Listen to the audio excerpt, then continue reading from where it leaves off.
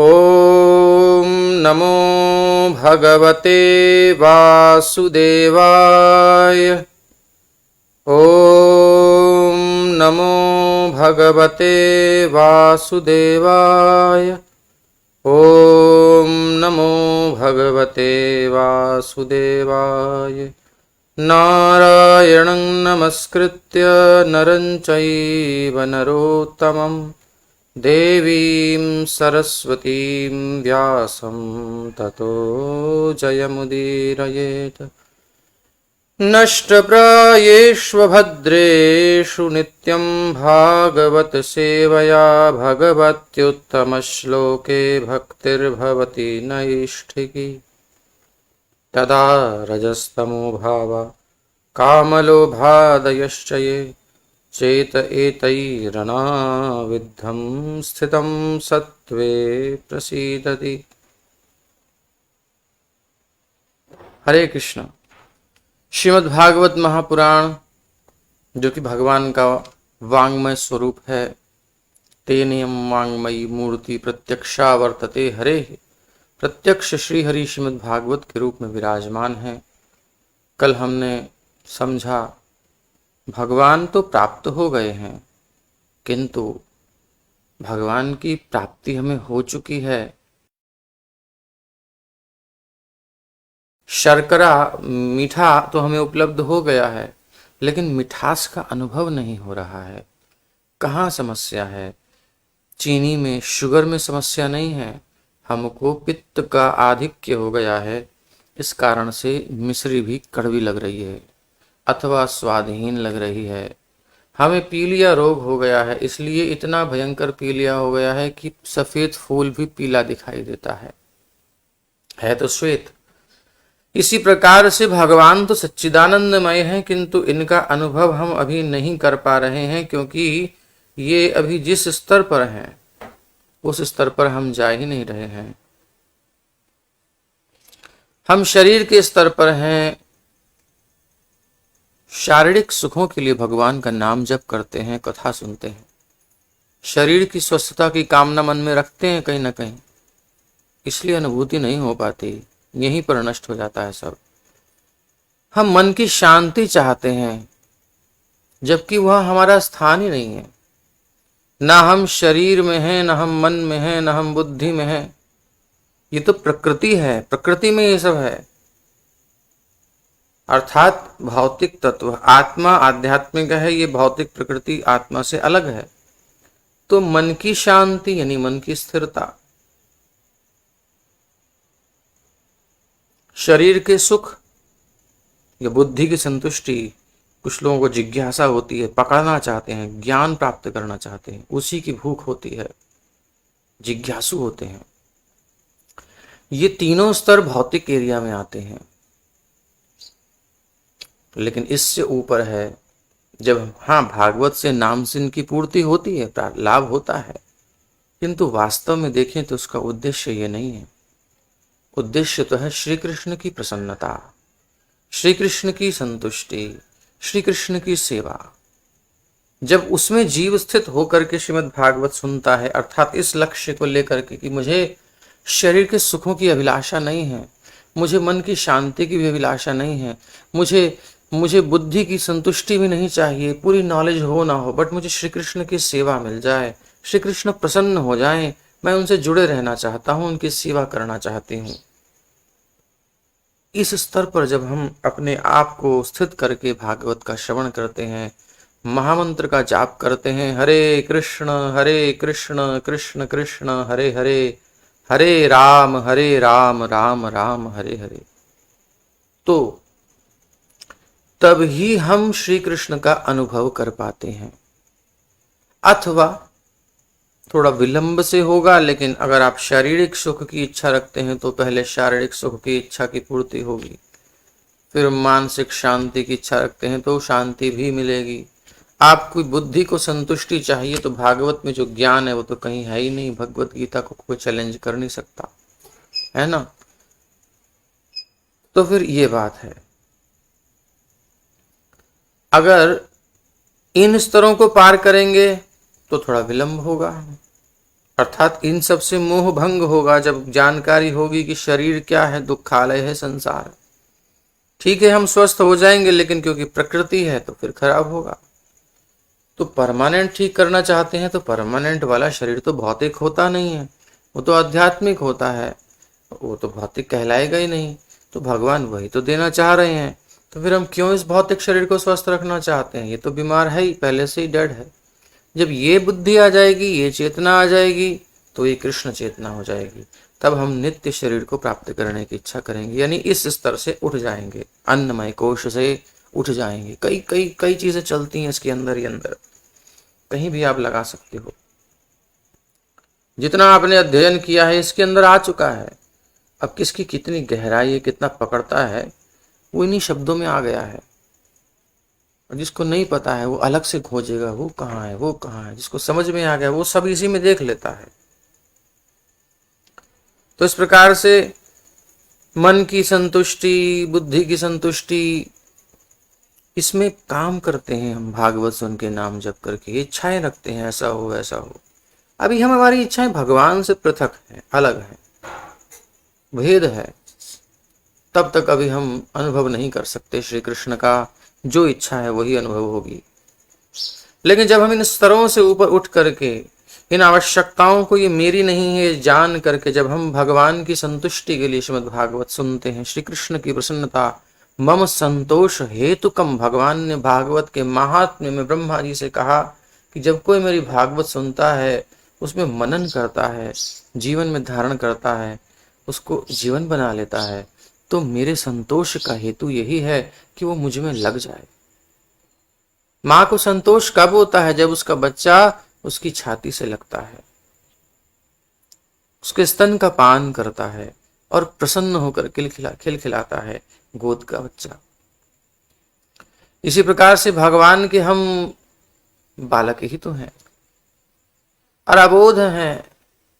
कोई भी ठग लेता है। माया कैसे कैसे ठगती जा रही है, ठगी जा रही है, ठगती रहेगी जब तक किसी वैष्णव का संग नहीं मिलेगा, भगवद आश्रित का संग नहीं मिलेगा, भगवान की कृपा नहीं मिलेगी। यदि शास्त्र ना होते, यदि संत ना होते, भगवान ना आते, तो क्या हम इस माया से मुक्त हो सकते थे? असंभव, कदापि नहीं। बल्कि विद्या भी अविद्या के रूप में हमारे सामने होती। अविद्या तो बंधन में डालती है, विद्या भी बंधन में डालती है। अगर भगवत आश्रय ना हो, संत आश्रय ना हो, भगवान का आश्रय ना हो, तो कुछ कहना है? तो ये बात है। इसलिए भगवान की संतुष्टि के लिए प्रारंभ में ही ऊंचा लक्ष्य बनाइए। वो बहिर्मुख लोगों के लिए है ये सब प्रलोभन की आपके शरीर में स्वस्थता हो जाएगी, रोग निवारक शक्ति है, वो भी होता है, लेकिन वो स्तर बहुत नीचा है, भागवत के लायक नहीं है और अल्प बुद्धियों के लिए है। मन की शांति, हाँ ठीक है, आपने वो लक्ष्य बनाया तो वहीं अटक जाएंगे। वो उसके बाद फिर बहु नाम जन्म नाम अंते ज्ञानवान माम प्रपद्यते, बुद्धि की संतुष्टि करेंगे जब नॉलेज लेते लेते, क्योंकि ये भी अनलिमिटेड है। कितनी आपकी बुद्धि की क्षमता है, करते रहो, ज्ञान अर्जन करते रहो, समझते रहो, एक एक चीज में डूबते जाओ। और जब आपकी बुद्धि थक जाए कि ये तो अनलिमिटेड है, मैं कैसे कंट्रोल करूं, मैं सब कुछ नहीं पकड़ सकती, मैं सब कुछ नहीं पकड़ सकता, तब समझ में आता है कि भाई जो सोर्स ऑफ नॉलेज है उसी को क्यों ना पकड़ लो, उसके चरण पकड़ लो, जो आपको आवश्यकता होगी मिल जाएगी। हम अलग अलग अलग अलग अलग अलग अलग अलग विषयों पर ज्ञान प्राप्त करते हैं। इतनी स्टोरेज चाहिए, क्लाउड स्टोरेज है, नो प्रॉब्लम। आपकी हार्ड डिस्क में स्पेस है कि नहीं है, नो प्रॉब्लम। और स्पेस रखोगे तो हल्का रहेगा आपका डिवाइस। क्लाउड स्टोरेज में डालिए ना। जब भगवान की स्टोरेज है, अनलिमिटेड है, अनलिमिटेड है। आपको जिस समय जो आवश्यकता है बस कनेक्शन कीजिए। हरे कृष्ण कृष्ण कृष्ण हरे हरे, हरे राम राम राम हरे हरे। वो इंफॉर्मेशन डाउनलोड हो जाएगी। कीजिए जो करना है। ये संतों के पास यही क्लाउड स्टोरेज होती है। वो अपनी हार्ड डिस्क में स्टोर नहीं करते, वो उतना ही रखते हैं जितनी उनकी नीड होती है। जब आवश्यकता पड़ती है तो अपडेट भी कर लेते हैं। ये कनेक्टेड रहते हैं उस प्लेटफॉर्म से जहां श्री कृष्ण की संतोष की इच्छा है। तो शारीरिक धरातल से ऊपर उठे, मानसिक धरातल से, बौद्धिक धरातल से ऊपर उठ जाएं, और फिर वहां से तन्मय होकर जब हम भागवत का श्रवण करते हैं भगवान की प्रसन्नता के लिए, जब हम भगवत प्रसन्नता के लिए हरिनाम का आश्रय लेते हैं, तब हम भगवान के साथ सेम प्लेटफॉर्म पर होते हैं, तब हम कनेक्ट करने की स्थिति में होते हैं। नहीं तो भगवान को हमको शारीरिक धरातल, मानसिक धरातल, बौद्धिक धरातल से उठाना पड़ता है, इस भागवत को उठाना पड़ता है, अपलिफ्ट करना पड़ता है। हरिनाम जपने से चित्त उठता है लेकिन फिर नीचे गिरता है, क्योंकि हमें पता ही नहीं कि वो हमारी रियल स्थिति है जहां हम पहुंचे थे, फिर नीचे आते हैं। ये आपने अनुभव किया होगा यदि ध्यान से भागवत सुनी है तो। भागवत सुनने पर चित्त उठता है। विरक्ति कहते हैं, उचाट होना कहते हैं संसार की दृष्टि में, किंतु मन उठता है, ऊंचा उठता है, निर्लेप हो जाता है, कुछ क्षण के लिए ही सही। ये शक्ति तो दिखाता है कि हाँ तुम कितने भी निम्न स्तर पर हो मैं तुम्हें उठा दूंगा, कितने भी गंदा हो बच्चा मां कहती मैं तुझे उठा लूंगी, लेकिन वो मचल मचल के रुकता ही नहीं है गोद में, फिर नीचे जाता है। गंदी संदी चीजों में लिपटने के लिए तो फिर मां क्या करे, कभी कभी झापड़ लगाती है, कभी कभी डांटती है, कभी कुछ करती है। झापड़ के लायक होगा तो लगाएगी, नहीं होगा तो उसको जैसे भी करेगी, मां जानती है। इसी प्रकार हम सब जीवात्माएं संसार में भ्रमित हैं। भगवान तो कथा के माध्यम से, नाम के माध्यम से, संतों का संग दे करके अपलिफ्ट करते हैं, उठाते हैं, अपने अंक में, अपने उस प्लेटफॉर्म पर स्पिरिचुअल कृष्ण चेतना में लेकर के जाते हैं। लेकिन फिर हम फिसल के नीचे आते हैं। तो कब ये आना बंद करेंगे? अर्थात निरंतर नित्यम भागवत सेवया अभीक्षणशः सततम कीर्तयन्तो माम यतन्तश्च। सतत कीर्तन करने में यत्न लगाना पड़ता है, क्योंकि यत्न आग्रह बिना भक्ति न जन्माए प्रेमे। आपको वो परमानेंट चाहिए सॉल्यूशन, परमानेंट स्तर चाहिए कि इस स्तर पर हमेशा बने रहे, तो आपको इससे कनेक्टेड रहना पड़ेगा। जो कनेक्शन है हमारा परमानेंट होना चाहिए, तब हम अपलिफ्ट रखेंगे, क्योंकि हम डिपेंड हैं भगवान पर, हमारी स्वतंत्र सत्ता नहीं है। जैसे ही भगवान की विस्मृति होती है हम फिर माया में होते हैं। जिस दिन ये समझ में आ जाएगा, अभी तो शब्द है, जिस दिन समझ में आ जाएगा उस दिन एक सेकंड भी, एक सेकंड का करोड़वां भाग भी जीव भगवान की विस्मृति से डरेगा कि अरे प्रभु भगवान की विस्मृति ना हो जाए। फिर वो बात आती है कि एकादश स्कंध में, दशम स्कंध में अलग अलग जगह है, स्पेशल भी है, कि जो महाभागवत होता है वो कौन होता है? जो भगवान की विस्मृति का एक क्षण भी सहन नहीं कर सकता। त्रुटिर्युगायते त्वाम अपश्यताम। जब ये स्थिति होती है, ऐसा बिल्कुल डीपली जुड़ जाता है, एक ही हो जाता है। विस्मृति की स्थिति होने से पहले ही उसकी चिंतन होते ही भयभीत होने लगता है कि ठाकुर से अलग ना हो जाऊं, कहीं हरिनाम ना विस्मृत हो जाए, हरि कथा तो मेरा जीवन है। परीक्षित जी ने तो प्राण छोड़ दी जब भागवत की कथा बंद हुई। दंशन किया उनके शरीर का, जो हुआ सो हुआ, कथा ही उनका जीवन बन गया था। सुखदेव जी चले, परीक्षित जी के प्राण पूर्ण हो गए, अर्थात उनका प्राण उठ गया। भले ही शरीर सजीव हो, किंतु प्राण उठ चुका है। अब वो ब्रह्मरंध्र को फोड़ करके गोलोक वृंदावन में पहुंच चुका है। वो ऐसा फूटना जरूरी नहीं है भक्त का कि मस्तक फटे और वो ब्रह्मरंध्र फूटे तब वो ब्रह्म ज्योति में लीन होगा। भक्त तो ऐसे भी कहीं से भी किसी भी द्वार से निकले, उसकी चेतना तो उस प्लेटफॉर्म पर हो ही जाती है। तो ये भूमिका से हमने बताई ताकि आप सब लोग जो भागवत सुनते हैं, उसमें मैं भी हूं, और हम जो भागवत सुनते हैं तो उसको किस स्तर पर होनी चाहिए हमारी चेतना। लेकिन जो जहां पर है वहां से उठेगा, वो अभी स्थिति है, इसलिए निश्चिंत होकर के कैसी भी परिस्थिति हो भागवत अवश्य सुनिए। तो कल हमने श्रवण किया 10वां श्लोक, और उस 10वें श्लोक में हमने श्रीमद् भागवत महापुराण के प्रत्येक स्कंद के प्रत्येक अध्याय के प्रत्येक श्लोक का हम श्रवण कर रहे हैं, पठन कर रहे हैं, मनन कर रहे हैं। और उस प्रसंग में हमारे पास 7वें स्कंद का 14वां अध्याय चल रहा है। 6 स्कंद पूर्ण हो चुके हैं, 7वां पूर्णता की ओर है। और इसमें हम देख रहे हैं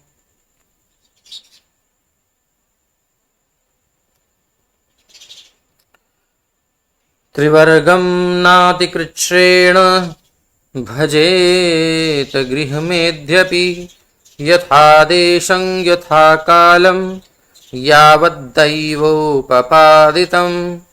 यदि कोई ब्रह्मचारी सन्यासी या वानप्रस्थ न होकर मात्र गृहस्थ हो तो भी उसे धर्म अर्थ या काम हेतु अधिक कठिन परिश्रम नहीं करना चाहिए। आप यहाँ पर देख रहे हैं कि धर्म अर्थ और काम तीनों की बात आ गई।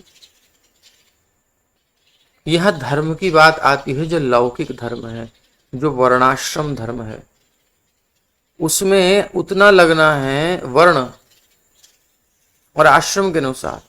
ये एक शारीरिक स्तर पर मेंटेनेंस करने के लिए ये व्यवस्थाएं दी गई हैं। और वर्ण है शारीरिक आवश्यकताओं की पूर्ति के लिए हमारी, और आश्रम है भगवत अनुभूति के लिए। और आश्रम में संन्यास आश्रम सर्वोत्कृष्ट है। संन्यास आश्रम के बाद भी थोड़ी एक और स्थिति है, वो है पंचम स्थिति। मोक्ष के बाद आता है प्रेम की प्राप्ति। पंचम पुरुषार्थ है, ये दुर्लभ है और भागवत में इसी का वर्णन है। भागवत के प्रारंभ में ही धर्म प्रोज्झत कैतवोत्र जब कहा गया तो यहां धर्म की बात आना असंगत नहीं है। अर्थात धर्म में भी हमको ज्यादा धार्मिक बनने के शोबाजी नहीं करनी चाहिए, कभी दिखाने में लगे पड़े कि इतना धार्मिक है जी, इतना धार्मिक है। कुछ लोग होते हैं तो वो कैतव धर्म है, कपट धर्म है। क्या माँ अपने बच्चे को दूध पिला रही है, उसका पालन कर रही है, इसकी क्या एडवर्टाइजमेंट करती है? क्या वो शोर मचा के बताती है कि मैंने अपने बच्चे को दूध पिलाया, मैंने अपने बच्चे को नहलाया, अपने बच्चे को खिलाया? नहीं। तो धर्म, वास्तविक धर्म वो है जो हम शारीरिक लाभ के लिए, मानसिक लाभ के लिए, बौद्धिक लाभ के लिए न करें, आत्म संतुष्टि के लिए करें। ययात्मा संप्रसीदति सवै पुंसाम परो धर्म, वही परम धर्म है। उस परम धर्म की यहाँ चर्चा है। आप ये करोगे ये लाभ मिलेगा, यानी भौतिक स्तर पर, इन तीनों स्तरों पर, शारीरिक, मानसिक और बौद्धिक, हमें भगवान के समान जो स्तर भगवान का है, यानी वो जो एरिया है उस एरिया में जाना है। पद तो भगवान का ऊंचा रहना ही है। तो धर्म मतलब धर्म प्रोज्झित कैतव, कैतव धर्म की बात यहाँ की गई है, जिसमें कुछ न कुछ मोक्षाभिसंधि रहिता। श्रीपाद श्रीधर स्वामी कहते हैं कि भाई मोक्षाभिसंधि रहिता इस भागवत में जब आप प्रवेश कर रहे हो, जो वैदिक ज्ञान का परिपक्व फल है, तो इसमें कषाय नहीं है। पके हुए फल में जैसे आम्र फल है, उसका अमरूद है, तो पका हुआ जब फल होता है तो उसमें कषाय नहीं रहता, कठोरता नहीं रहती। ये सब की भी व्याख्या है। इसी प्रकार से धर्म संसार में बहुत सारे हैं। शारीरिक धर्म है, आत्मा का धर्म है, सामाजिक धर्म है, कर्तव्य मतलब, लेकिन एक आत्मा का कर्तव्य है, आत्मा की ड्यूटी है, आत्मा का धर्म है, आत्मा का स्वभाव है। उस पर हमें स्थित होने के लिए श्रीमद् भागवत का आश्रय लेना है। हम श्रवण करते रहें तो धर्म प्रोज्झित, न धर्म न अर्थ न काम न मोक्ष, सबसे ऊपर उठाती है ये भागवत हमें, और श्री कृष्ण से प्रेम करना सिखाती है। श्री कृष्ण से प्रेम क्या होता है, ये विशुद्ध प्रेम शास्त्र है श्रीमद् भागवत। तो धर्म में इसलिए हमको जो लौकिक हमारे धर्म है, कर्तव्य है, उनमें अर्थ के अर्जन में कामनाओं की संतुष्टि हेतु तो अधिक कठिन श्रम नहीं करना चाहिए। यहां तक कि गृहस्थ जीवन में भी स्थान और काल के अनुसार न्यूनतम प्रयास से जो कुछ भगवत कृपा से उपलब्ध हो जाए उसी से अपना जीवन यापन करते हुए संतुष्ट रहना चाहिए। ये बहुत आवश्यक है इस बात को समझना। इसके ऊपर हमने कल कुछ चर्चा की थी, तो इसको हमने कल देखा था और आज उसकी व्याख्या में उतरेंगे। कल हमने तात्पर्य नहीं लिया था इसलिए। मानव जीवन में 4 सिद्धांतों की पूर्ति होनी चाहिए। धर्म, अर्थ, काम और मोक्ष। सर्वप्रथम मनुष्य को विभिन्न विधि विधानों का पालन करते हुए धार्मिक बनना चाहिए। अब देखो, बिगिनिंग से शुरुआत होती है क्योंकि वर्णाश्रम है, तो सबसे पहले जो है धार्मिक होना चाहिए। धर्म क्या है उसे पता होना चाहिए। धर्म को पता क्या चलेगा, धर्म शास्त्र का ही नहीं पता, कौन सा है। बहुत से लोग हैं, इंद्रिय तृप्ति के लिए इच्छा होती है, तब अपने परिवार के पालन हेतु एवं अपनी इंद्रियों की तृप्ति हेतु कुछ धन कमाना चाहिए। तो ये जब आवश्यक है। अब ये सब बिल्कुल शारीरिक स्तर पर जिनकी चेतना, वहां से शुरुआत कर रहे हैं कैसे उठाना है। वर्णाश्रम की पद्धति। इंद्रिय तृप्ति हेतु सबसे महत्वपूर्ण संस्कार क्या है? विवाह है। अगर आपको इंद्रियों को तृप्त करना है तो फिर विवाह करो, क्योंकि जो मैरिड लाइफ में जो सुख है वो भौतिक शरीर की प्रमुख आवश्यकताओं में से एक आवश्यकता है। जैसे भूख सही नहीं जाती, ऐसे ही उस वेग को लोग सह नहीं पाते। यद्यपि वो धारणीय वेग है, सह सकते हैं, सहना चाहिए, किंतु जो नहीं सह सकते और तुच्छ सुख में अपने आप को बार बार पतित करना चाहते हैं, तो उनको कुछ लिमिटेशंस के अंदर वो छूट दी जाती है। यद्यपि मैथुन जीवन, यद्यपि अत्यंत उन्नत आवश्यकता नहीं है, ये कोई बहुत ऊंची आवश्यकता नहीं है कि बहुत ग्लोरीफाई इसको करने की आवश्यकता नहीं है कि भैया बहुत बढ़िया चीज़ है, ये गृहस्थ हैं और ये मतलब गृहस्थ लाइफ में है, मैरिड लाइफ में है। प्रभुपाद जी जो है अपने शिष्यों को कैसे सिखाते थे, क्या जहाँ कहीं जाते थे तो लोग अपना दिखाते हैं, फैमिली से मिलाते हैं। प्रभुपाद जी का स्तर कहाँ है वहां से पकड़ना। हम लोग तो कहीं नहीं है, हमारा कहने का अधिकार भी नहीं है। प्रभुपाद जी का उदाहरण दे रहे हैं। तो सन्यासी शिष्य हैं, अभी नए नए सन्यास लिए हैं, इनको सिखा रहे हैं। तो कोई सज्जन है, बोले ये मेरी वाइफ है, ये मेरे बच्चे हैं, ये मेरी वो है, ये मेरे वो हैं, ये ऐसे हैं। प्रभुपाद जी कहते हैं देखो अपनी सेक्स लाइफ दिखा रहा है कि मैंने कितना भोग किया है। तो ये कोई अच्छी चीज नहीं है। वैसे ही पॉपुलेशन इतनी इंक्रीज हो रही है तो क्या नीड है करने की। और फिर उसके अवरोधों के लिए कितने इंतजाम करता है व्यक्ति, कितना टेंशन लेता है? बहुत समस्याएं होती हैं, सब सामने आती हैं तब पता चलती है। ये सिंपल है। तां स्थितिक्षस्व भारत, भगवान कहते हैं बेटा इसको सह ले, खत्म बात। सह ऐसे अकेले में तो नहीं सह सकता, पागल पागल हो जाएगा। तो भागवत का संग लो, भागवत का रस आपको उठा देगा। जब डिजायर होती है तो खूब कीर्तन करो, हरे कृष्ण कृष्ण कृष्ण हरे हरे, हरे राम राम राम हरे हरे। जोर जोर से कीर्तन, नाचो गाओ, खूब एनर्जी लगा दो कि एनर्जी है ये। अगर आप भगवत सेवा में नहीं लगाओगे, सत कार्यों में नहीं लगाओगे, असत कार्यों में लगा देगी। माइंड को भगवान से जोड़ देना, यही सॉल्यूशन है सारी समस्याओं का। इतने सारे झंझट व्यक्ति कर रहा है, इतने ऐड किए जा रहे हैं, इतने प्रचार किया जा रहा है, करोड़ों रुपया खर्च हो रहा है इन सब झंझटों में, केवल इस वेग को ना सह सकने के कारण। अगर आप गणित लगाएंगे तो करोड़ों रुपए का हिसाब, अरबों रुपए का हिसाब है। और पॉल्यूशन अलग होता है, गंदगी को फेंकते रहते हैं। अब उस सब जानकारी लेने के लिए कि क्या क्या है, वो ज्यादा बातें हम नहीं करेंगे। जो प्रोडक्ट्स होते हैं वो क्या क्या होती हैं। प्लास्टिक यूज होता है, किसी ने अभी उसको पॉल्यूशन से बचाने के लिए, क्योंकि कितने करोड़ रुपए उसमें खर्च होता है उस टेस्टिंग में, उसके लिए अभी पेपर का यूज करना शुरू किया है, तो कुछ पॉल्यूशन बचेगा। बट हम कह रहे हैं कि केवल एक वेग को न सह सकने के कारण, दुर्बलता के कारण हम उसके साइड इफेक्ट से बचने के लिए कितना प्रयास कर रहे हैं, कितना टाइम वेस्ट, कितना मनी वेस्ट। कितनी चेतना को नीचे लेके जा रहे हैं, और उसके बाद भी भय बना हुआ है, प्लस इसके बाद उसका दंड भी तैयार है। कितनी मूर्खता संसार में चल रही है, दिशाहीन है समाज। अरे सिंपल सॉल्यूशन है, तान स्थितिक्षस्व भारत। कैसे छोड़ दे भैया? परम दृष्टवा निवर्तते, हायर टेस्ट ले लो, लोअर अपने आप खत्म हो जाएगा, डिस्कार्ड, खत्म। हायर टेस्ट कहाँ मिलेगा? अरे सिंपल है, भगवान का कथा सुनो, नाम जपो, देखो सब उठ जाएगा मन, पता ही नहीं चलेगा। और जितना अधिक मिल सके उतना श्रवण करो, सेवा करो, मन को उसमें उलझा दो। जितना हम उलझाएंगे उतने हम सुलझेंगे, जितने उलझेंगे उतने सुलझेंगे, जितना कृष्ण में उलझेंगे उतना संसार से सुलझेंगे, जितना संसार में उलझेंगे फिर तो सुलझने का मतलब ही नहीं है, उतना और उलझेंगे और उलझेंगे।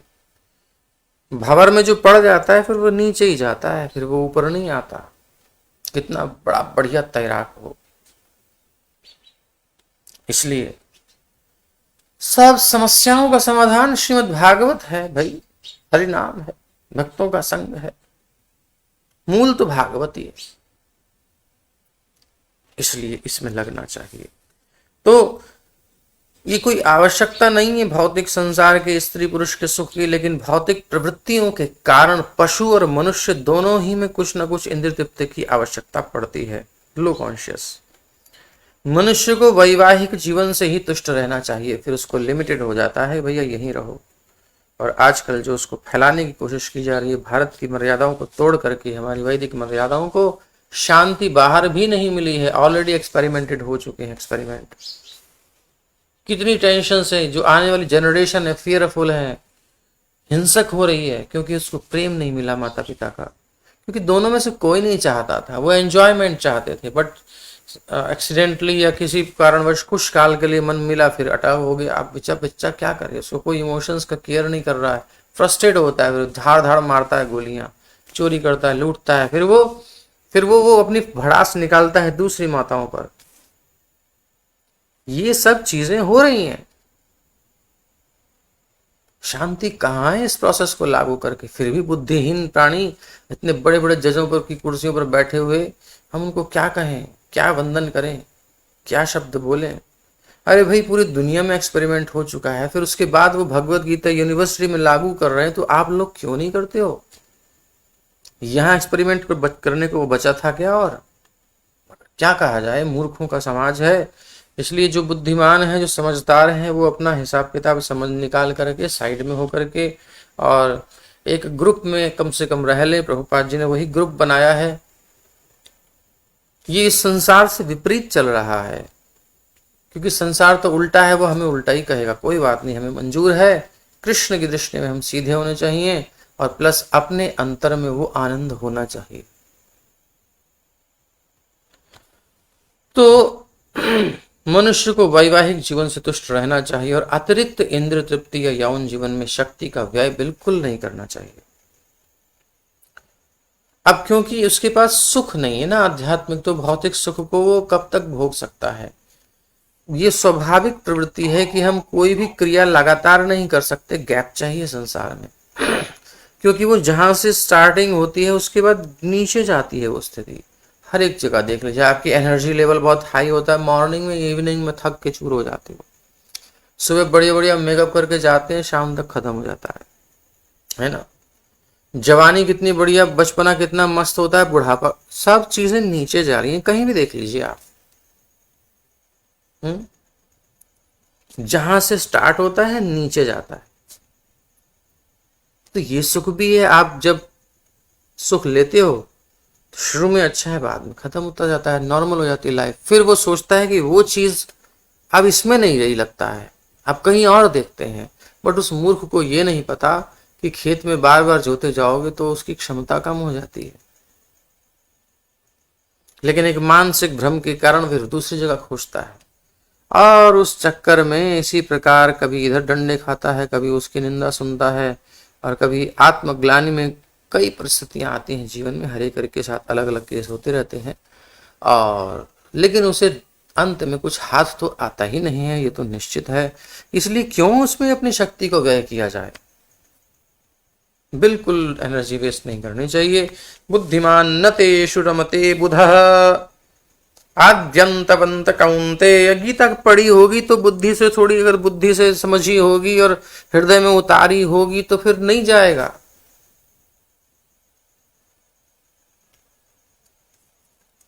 दुख यो न एवते। आद्यंतवंत, आदि और अंत से युक्त है। और आध्यात्म का आनंद आद्यंतवंत नहीं है, आदि अंत से रहित है। दोनों सुखों में जब हम तुलना करते हैं तो स्वाभाविक हमको ये सुख अच्छा लग रहा है, तो इसमें क्यों नहीं चलें। अब इसको पीने के बाद फिर यम लब्ध्वा चा परम लाभम मन्यते नाधिकं ततः। इसको प्राप्त करके और जो सुख है, गीता तो पढ़ी हुई है ना, इसलिए लाभ देगी। गीता पढ़ के तब भागवत पढ़ने में आनंद आता है। और गीता ही नहीं समझ में आ रही है तो अभी हमने शुरू कर दी है गीता का कोर्स, और जल्दी से आप रजिस्ट्रेशन कराने के लिए तैयारी करिए। आपको भेजा जाएगा, आपका नाम वगैरह सब, पूरा एड्रेस वगैरह जो भी कुछ सिस्टम है देना पड़ेगा। और कंपलसरी है, आपको आना ही है। संडे क्लास चलेगी, सबके लिए सुविधा है, आ सकते हैं। संडे के संडे क्लास चलेगी। और टीचर्स एक भी हो सकते हैं, दो भी हो सकते हैं, लेकिन आपका कोर्स पूरा होगा। और उसमें एग्जाम्स भी होंगे, उसमें क्वेश्चन आंसर्स भी होंगे। कुछ आपको प्रिपेयर्ड तैयारी करनी है, लिखना भी पड़ेगा, बहुत कुछ है। अच्छे से गीता समझ में आ जाए, अब फिर आप भागवत सुनेंगे तो क्या बात है। तो संपर्क कीजिएगा। तो यम लब्ध्वा, इसको प्राप्त करके, चा अपरम लाभम मन्यते के नाधिकम ततः मन्यते न मन्यते, और नहीं मानता इससे बढ़कर कोई सुख है, क्योंकि उसने पूरी संसार में खोद खोद के देख लिया कि कहाँ मिल रहा है, कहीं मिल रहा है, सब जगह वही स्वरूप मिला। यहां से शुरू हुआ, खत्म होता गया। अरे ये तो बढ़ता जा रहा है, बढ़ता जा रहा है। कल तो कुछ आनंद था, अलग ही था, आज तो कुछ अलग ही है, परसों फिर कहेंगे अरे तो कुछ नया ही है। अबहू और अबहू और अबहू और, ऐसा आनंद है ये। तो ये बुद्धिमानों का सुख है जो बढ़ने वाला है, मूर्खों का सुख है जो घटने वाला है। तो जो उस संसारी सुख में लिप्त हैं, समझ लेना वो महामूर्ख हैं। मूढ़ा नानुपश्यन्ति, मूढ़ नहीं देख पाते दोष क्या है। और पश्यन्ति ज्ञान चक्षुषा, जिनको ज्ञान चक्षु प्राप्त है, शास्त्र से चक्षु प्राप्त कर लिया है, नॉलेज ले ली है संतों से, वैष्णवों से, और उसको प्रैक्टिकल भी कर लिया है, देख लिया है, तो फिर वो जानते हैं। बाकी लोग तो फंस जाते हैं। और जहां तक ये तो हो गया काम की बात, जहां तक आर्थिक विकास की बात है, ये उत्तरदायित्व वैश्य और गृहस्थों पर छोड़ देना चाहिए। वो सबको ध्यान दें। यानी एक वर्ग अच्छे से कमाने के लिए उसको छोड़ दिया, उनकी वृत्ति भी वैसी है, उनकी सोच, उनकी स्थिति, उनकी रुचि भी ऐसी है, और उसके अनुसार उनको व्यवसाय भी दे दिया गया। बाकियों को कहा तुम टेंशन मत लो।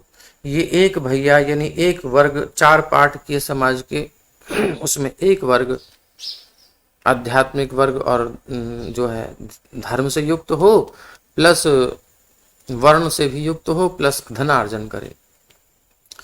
तो ये वैश्य वर्ग, गृहस्थ वर्ग अपना आराम से धन अर्जन करता है, बाकी को डिस्ट्रीब्यूट करता है।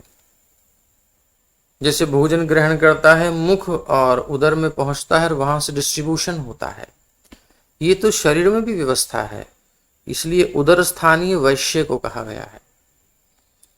ब्राह्मण मस्तक के स्थान पर है, शरीर में भी वही विभाग है। हमारा वैज्ञानिक विभेद है, ऐसा नहीं है कि हम बना बना के उल्टा सिल्टा काम कर रहे हैं। एक मॉडल तैयार है सबके शरीर में। बुद्धि क्या करती है, माइंड क्या करता है, कब बॉडी को रिलैक्स चाहिए, कब रुकना है, कब उठना है, डायरेक्शन। किसी का माइंड काम नहीं करता तो आदमी पगला जाता है, वो कुछ का कुछ करता है, आपने देखा होगा। तो डायरेक्शन विहीन पूरा बॉडी किसी काम का नहीं है, यूजलेस है, भले ही चल रहा हो। ऐसे ही ब्राह्मणों से रहित समाज व्यर्थ है, अर्थात जो नेतृत्व करने वाले शास्त्रज्ञ हैं उनकी बहुत आवश्यकता है। बाकी पर उनके निर्देशन में चलें, लेकिन उनके पास समय होना चाहिए। तो ये व्यवस्था है। तो केवल गृहस्थ कमाएं, बाकी लोग अपना धर्म पालन करते हुए और धन अर्जन की अधिक चिंता ना करें। वो अपनी वृत्ति के अनुसार, सेवा के अनुसार, ब्राह्मण का क्या कार्य है, ब्राह्मणों मुखम आसीत, ब्राह्मण भगवान के मुख से निकला है। भगवान के मुख से निकला ब्राह्मण, तो मुख का क्या कार्य है? मुख एक तो आहार ग्रहण करता है, दूसरा वाणी होती है मुख में, वो उच्चारण करती है। तो यानी कि कृष्ण कथा का गान करना, लोगों को कथा का दान करना, डायरेक्शन देना, निर्देशन देना, दिशाहीन समाज को दिशा प्रदान करना, अंधों को आंखें देना, शास्त्र की आंखें, शास्त्र चक्षु देना उनको, और प्रसाद भगवान का। इसलिए विप्रों को निमंत्रण देने का विधान है। उनको जब हम फीड करते हैं तो हम अग्नि में आहुति डालते हैं, ब्राह्मण के मुख में डालते हैं, समान है। क्योंकि मुखाद अग्नि रजायत, मुख से ही अग्नि प्रकट हुई है, भगवान के मुख से ही ब्राह्मण उत्पन्न हुए हैं। तो अग्नि में आहुति डालो कि ब्राह्मण में डालो, मुख में ही जाएगी ठाकुर जी के। इसलिए बड़ा बढ़िया बढ़िया घी से सिक्त और खूब बढ़िया भगवान का भोग लगा करके भगवत भक्त को प्रसाद दिया जाए। तो वह प्रसाद जब पाता है तो भगवान तृप्त होते हैं। ये स्थिति है, ये विज्ञान है। तो यहां हम वैष्णव सेवा करके भगवान को संतुष्ट कर रहे हैं। हम डायरेक्ट तो पहुंच नहीं पा रहे ना अभी। तो वैसे भी भगवान अपने भक्तों को बहुत महत्ता देते हैं। उनकी इच्छा है कि मेरे से अधिक बड़ी आराधना मेरे भक्तों की है, और मुझसे बड़ी दुश्मनी भी भक्तों की है। यानी भक्तों से दुश्मनी करेगा तो भगवान से ज्यादा दुश्मनी हो गई, और भक्तों से मित्रता करेगा तो भगवान के संपर्क से ज्यादा संपर्क भगवान से हो गया। तो इस प्रकार एक वर्ग अच्छे से अर्जन करने की सब छूट देते हैं, बाकी को वो सुविधा देता है, उधर सबको प्रदान करता है। इसलिए हाँ, लेकिन धर्म सब जगह होना चाहिए। सबको पता होना चाहिए जीवन का लक्ष्य क्या है। तो देने वाला भी जानता है, लेने वाला भी जानता है। इसलिए समाज जब जागरूक होता है तो फिर कोई गड़बड़ कर ही नहीं सकता। समाज कोई सोना है, सोए रखा है, उसे पता ही नहीं जीवन का लक्ष्य क्या है। दिशाहीन समाज, सब अपनी अपनी धपली, अपना अपना राग, तो बचता रहेगा, फिर कुछ होने वाला नहीं है। ब्राह्मण गृहस्थों को अध्ययन, अध्यापन, यजन तथा याजन के जीवन से संतुष्ट रहना चाहिए। अब ब्राह्मण है और गृहस्थ है तो उनको क्या करना है, अब थोड़ा और डिफ्रेंशिएट कर दिया। गृहस्थों हेतु आर्थिक विकास बहुत जरूरी है। गृहस्थों को धन तो कमाना ही चाहिए। उन्हें कभी नहीं सोचना चाहिए कि हम जाएंगे जो विरक्ति करेंगे और वो बैठेंगे, अब काम धंधा नहीं करेंगे। नहीं चाहिए, आपको करना है, ये धर्म है, आपका तो कार्य है। अच्छे से लगिए और धन का दान कीजिए, वितरण कीजिए। मतलब ये कर्तव्य है, कोई किसी के ऊपर कृपा नहीं कर रहे हैं, आपकी जिम्मेदारी है। ऐसा वैदिक व्यवस्था में है। आजकल तो सब पता नहीं क्या चल रहा है। तो ये इनके प्रकार पालन करना चाहिए। तो पठन पाठन यजन याजन के जीवन से संतुष्ट रहना चाहिए, अर्थात अध्ययन करना, अन्य प्राणियों को पढ़ाना, उनको नॉलेज देना, पूर्ण पुरुषोत्तम भगवान श्री विष्णु की पूजा विधि सीखना और अन्य लोगों को भगवान श्री विष्णु की या देवताओं की पूजा विधि सिखाना अपने अपने स्तर पर जो है। ब्राह्मण को ये कार्य पारिश्रमिक लिए बिना करने चाहिए। ब्राह्मण ये नहीं कि भैया हमारा अकाउंट नंबर ये है, पहले तुम उसमें डाल दो फिर हम आ रहे हैं। आजकल धूर्त हो गए हैं, इसलिए धूर्तों से धूर्तता का व्यवहार करना पड़ता है, कुछ वो अलग चीज है। बट जो हमारी वैदिक विधि है वो ब्राह्मण बिल्कुल निर्लोभी होता है, सरल होता है। इसीलिए उनको शोषित किया जाता है सरलता के कारण। इसलिए कुछ विद्रोह करते हैं कि भैया हमसे तो तुम खींचे ही जा रहे हो, और ये क्या क्या करे जा रहे हो, उसको आरक्षण उसको आरक्षण, हमको आरक्षण ही नहीं है, हमारी कोई स्थिति ही नहीं है, हैं? और क्या क्या नेता बयान देते हैं। और गांधी जी के कहने पर कोई बोल रहे थे कि भाई हम जो है हमारे ब्राह्मण कुल ने जो है कितना नुकसान किया है समाज का, जितना शोषण किया है मैं समझ नहीं सकता। खुद ही ब्राह्मण है, गांधी जी की पढ़ाई बोल लेते हैं, और मैं ये मैं वो, ये सब जो चीजें हैं ना, और इतिहास इस बात का साक्षी है कि कितना विप्रों ने अपना जीवन अर्पित किया है। आज भी समाज बचा हुआ है तो इन प्रचारक, इन वैष्णवों की कृपा से। और जो ये भागवत सुन रहे हैं, जो इस नॉलेज को प्रॉपरली ले रहे हैं, वो समझ सकते हैं कि कितनी बड़ी महत्ता है इस ब्राह्मण वर्ग की या फिर प्रचारक वर्ग की, जो कि वास्तविक ज्ञान दे रहा है, निर्लोभ होकर के, निर्लेप होकर के। ज्ञान को संग्रहित करना बहुत बड़ी आवश्यकता है मानव समाज की। नहीं तो आप एक्सपेरिमेंट करते रहोगे, ऑलरेडी एक्सपेरिमेंट्स नॉलेज है तो आप रिसर्च आगे फर्दर रिसर्च कर सकते हो, बट आपके पास पिछला ही नहीं है तो खत्म, फिर स्क्रैच से शुरू करो। एक भौतिक दृष्टि से देखें तो वो इतना इतना अनुभव करके छोड़ गए और धूर्तों ने आकर के उस ग्रंथों में आग लगा दी। गुरुकुल व्यवस्था को नष्ट किया गया, जबरदस्ती कॉन्वेंट को चालू किया गया, राजा राम मोहन राय को आगे किया गया। ये सब कूटनीति अंग्रेजों की, को एजुकेशन चालू की गई कि चित्त एकाग्र ही ना रहे। बहुत बड़ी बात है, 1 लाख रुपए की तो मैं कम से कम कहूंगा, लेकिन वैसे 1 करोड़ की है। मतलब इतनी महत्वपूर्ण है कि आप 1 करोड़ रुपया खर्च करोगे, वो भी कुछ नहीं है उसके सामने। और डोनेशन दे दो तो बहुत अच्छी बात है, जिसको लगे कि करोड़ की बात है। तो गौशाला में बहुत आवश्यकता है, बता देना उसको देना हो। तो क्या है बात, ये मन को दुर्बल करने से आदमी दुर्बल, मन को सबल करने से आदमी सबल। कैसे, इसको समझो कि जब एक किरण संग्रहित होकर के रे, जब लेजर होती है, वो क्या है, बहुत कंडेंस गाढ़ी लाइट है, वो फोड़ देती है, बड़े बड़े काम कर देती है। वो किरण जब विभिन्न भागों में विभक्त हो जाती है तो उसमें वो पावर नहीं रहती है।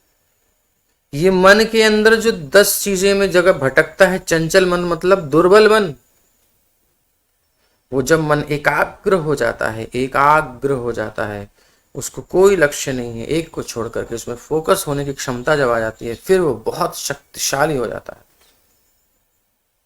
अब इस चीज को नष्ट करने के लिए स्वाभाविक मन चंचल वृत्तियां जहां जाती हैं, एक आकर्षण है, तो दोनों को रख दो पास। तो इधर देखेगा मगर आकर्षण उधर भी खींचेगा, इधर भी, चारों तरफ जब वही एनवायरनमेंट होगा तो वो टिक ही नहीं पाएगा ठीक से। और टिक भी गया, कोई कोई होता है धुरंधर, वो टिका, लेकिन जैसे ही उसका फल आएगा तुरंत उन्हीं विषयों में जाएगा। वो उन्नति कर ही नहीं सकता, स्पिरिचुअलिटी में जा ही नहीं सकता जब तक उस एनवायरनमेंट में रहेगा। सो को एजुकेशन हमारे बच्चों की मानसिक दुर्बलता की निशानी है, उनको दुर्बल करने के लिए है, दोनों के लिए। और उसका प्रत्यक्ष प्रमाण है, समाज में कितने केसेस आ रहे हैं, कितने हिडन है, जो छुपे छुपे रहते हैं और काम होते रहते हैं। तो ये सब प्रमाण है। कहां निकल रहे हैं ऐसे ऐसे वीर जो पहले थे। कोई कोई बच करके संस्कारों के कारण बच जाए तो बच जाए, वरना पूरी व्यवस्था है, पूरी व्यवस्था है नष्ट करने की, और ऐसा है और वैसा है। वो सब पूरी हिस्ट्री आप जानती हो संसार में, समाज में। तो जैसे रस्सी कैसे बनती है, रस्सी के जो जिससे रस्सी बनती है वो रेशे होते हैं, टुकड़े टुकड़े होते हैं, थोड़े थोड़े होते हैं, छोटे छोटे होते हैं, अलग अलग होते हैं। उन रेशों को बना जोड़ जोड़ करके एक के साथ 2, एक के साथ 3, फिर ऐसे कर करके एक मोटी रस्सी बन जाती है, जो कि तनका कुछ नहीं, दुर्बल है। लेकिन जब उनको संग्रहित कर दिया जाता है, एक एक साथ लिपेट दिया जाता है ना, अब वो अलग नहीं है, मिला दिया जाता है, तो फिर एक बड़े विशाल हाथी को भी हम बांध सकते हैं। करते जाओ मोटी रस्सी। इसी प्रकार से मन की जितनी तरंगों को हम भटकने से अपने आप को बचा करके विषय पर एकाग्र करते हैं, उतना मन शक्तिशाली होता है, उतने हम शक्तिशाली होते हैं। वो कुछ कर सकता है दुनिया में। इसको जो समझ गया वो बहुत बड़ा काम कर सकता है, बहुत बड़ा काम कर सकता है, सेवांत हो सकता है। अर्थात गॉड गिफ्टेड चीज होती है। बट अगर बहुत परिश्रम कर लिया किसी ने और मन को बिल्कुल दुनिया से विरक्त होकर के अपने इधर उधर के विषयों से हट करके मेन सब्जेक्ट पर फोकस कर लिया, वो बहुत कुछ कर सकता है। जितना डीप चला गया उतना ज्यादा। ये मन की जो शक्ति है ना, बहुत बड़ी है, आप समझ नहीं सकते उसको। पूरी दुनिया को नियंत्रित करने की शक्ति है। एक व्यक्ति का यदि मन पूर्ण रूप से नियंत्रित हो जाए, वो किसी को भी नियंत्रित कर सकता है, क्योंकि मन सबका एक ही है। प्रकृति की दृष्टि से देखें तो सबके पास वही मन है। वो एक व्यक्ति पूरी दुनिया को कंट्रोल कर सकता है। यही सिद्धियां हैं विभूतिपाद। जब मन बिल्कुल एकाग्र हो जाता है तो वो जो चाहे वो बन सकता है। भारी से भारी पर्वत के समान उसका चिंतन करेगा तो वैसा भारी हो जाएगा। हल्के होने का चिंतन करेगा मन की वृत्ति के कारण, क्योंकि प्रकृति के एरिया के चमत्कार है। अभी अध्यात्म का इनसे कोई मतलब नहीं है। अभी तो भौतिक जगत में ही सब खेल खिलौने हो रहे हैं, ये भी एक बंधन है, लेकिन चमत्कार होता है। उस एकाग्र मन से यदि भगवत उपासना की जाए तब असली चमत्कार होता है कि जीव इस प्रकृति को, जो कि निकलना दुर्लंघ्य है, दुरत्यया मम माया दुरत्यया, जब माम एव ये प्रपद्यन्ते, किसी तरफ भी वृत्ति, एक भी तरंग न जाए और पूर्ण रूप से श्री हरि के चरणों को पकड़ ले, भागवत के रूप में, नाम के रूप में फोकस कर दे, इसी में जीवन को लगा दे, फिर उसके अंदर जो ताकत आती है, प्रकृति उसका कुछ नहीं बिगाड़ सकती। बियॉन्ड दिस नेचर निकल जाता है, जैसे रॉकेट निकल के ऊपर जाता है। पूरी वेलोसिटी जो उसकी नीड है जितनी, उसमें जब चलता है तो ऐसे भैया ये बहुत बड़ा विज्ञान है। जहां तक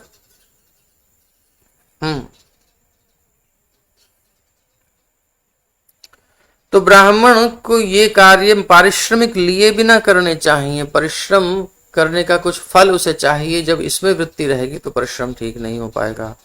ये एक वर्ग की बात है। अब लोग क्या करते हैं कि देखो, ब्राह्मण को तो संकोची होता है, ब्राह्मण को तो निर्लोभी होना चाहिए, तुम तो लोभ कर रहे हो, ये कर रहे हो। ठीक है, लोभ नहीं करना चाहिए, लेकिन जो ब्राह्मण निर्लोभी होते हैं, जो कुछ कहते नहीं, अपने लक्ष्य पर लगे हुए हैं, क्या हम उनकी सहायता करते हैं? कभी हमने जाकर के देखा कि कितने विप्र अभी भी ईमानदारी से हम जो हमारी संस्कृति को बचाने में लगे हुए, उनको आवश्यकताएं हैं कितनी, उन विप्रों की ओर हमारा ध्यान गया? ये जो केवल मीडिया में आकर के हमारे सामने प्रस्तुत होते हैं, हम घर बैठे बैठे टुक टुक करके कुछ डोनेशन दे देते हैं। सोचने पर मजबूर होना चाहिए हमें थोड़ा।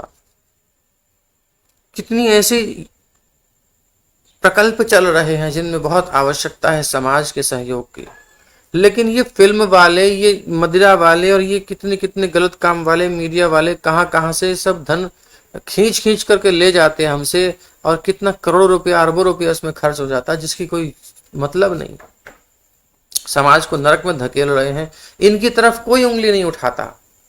एक एक करके गिना जाए तो आपको पता चल जाएगा कि अरबों रुपए का नष्ट किया जा रहा है, अरबों रुपए को, और हमारी चेतना को डाउन किया जा रहा है। समाज में दुख, अशांति फैली जा रही है, शांति नहीं है। केवल इस चेतना से काम बन जाएगा। इसको व्यवहारिक रूप से हमारे प्रभुपाद जी ने बड़े अच्छे से समझाया है। पढ़िए बुक्स को। साइंटिफिक वे में समझना चाहते हैं तो BI में चले जाइए, भक्ति वेदांत इंस्टीट्यूट, साइंटिस्ट के लिए स्पेशल डिपार्टमेंट। लेकिन समझिए,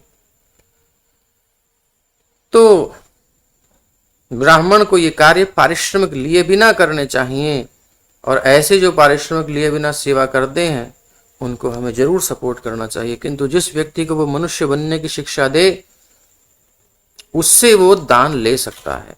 सबसे नहीं लेना चाहिए, बट जब कुछ दे, ब्राह्मण भी ऐसे कुछ नहीं लेता है, भिखारी नहीं होता है वो कुछ समाज की सेवा करता है बहुत सारी, तब थोड़ा सा अपने जीवन के लिए जितना भी उसको आवश्यकता होती है उतना ही लेकर संतुष्ट रहता है। ब्राह्मण जिस व्यक्ति को मनुष्य बनने की शिक्षा दे, उससे वह दान ले सकता है। जहां तक क्षत्रियों का संबंध है, वो पृथ्वी के राजा माने जाते हैं, और भूमि का वितरण वैश्यों में कृषि कार्यों, गोरक्षा तथा व्यापार के लिए होना चाहिए। भूमि कोई फैक्ट्रीज के लिए नहीं होनी चाहिए, फालतू के प्रोडक्ट बन रहे हैं। एक तरफ चेतना खराब कर रहे हैं गंदे गंदे ऐड दिखा करके, दूसरी तरफ उस प्रोडक्ट को लॉन्च कर रहे हैं, उसकी भी कितनी फैक्ट्रियां बन रही हैं, उससे कितना प्रोडक्शन करने का सोचिए जरा। केवल वृत्ति गंदी करके, उसको गलत डायरेक्शन दे करके, मीडिया से प्रचार करके किसी की खोपड़ी खराब हुई, और फिर वहां से शुरू होते होते उस एरिया में बहुत लोग आ गए। एक विचार की बात कर रहा हूं, उसमें आप सब जानते हो, उस विचार को लेकर के और उनकी भावनाओं को भड़का करके कई प्रकार से और वो व्यवस्था अपनी सेल करते हैं, अननेसेसरी उनको फंसाते हैं, उस जीवात्माओं को शांत नहीं अशांत करते हैं, उत्तेजित करते हैं, उत्तेजना समाज में दे करके और फिर उनकी उत्तेजना को भुनाते हैं और उसके लिए फैक्ट्री लगाते हैं, उसके लिए मिल्स लगाते हैं, उसके लिए बहुत बड़ी व्यवस्था अर्थव्यवस्था करते हैं, उसमें इन्वेस्टमेंट होता है, अर्थव्यवस्था चरमराती है उठती, उसमें इनका हिस्सा होता है। क्या हिसाब किताब है? अब उसको गिराना नहीं है तो फिर इस चीज को मेंटेन करना पड़ेगा ना। जो गलत का आपने समाज में अपना प्रोडक्ट फैलाया है, गलत धारणा दे करके उनको और उत्तेजना दे करके और उसके सेल आप कर रहे हो, उसका उस शेयर मार्केट में कुछ ना कुछ रोल तो है।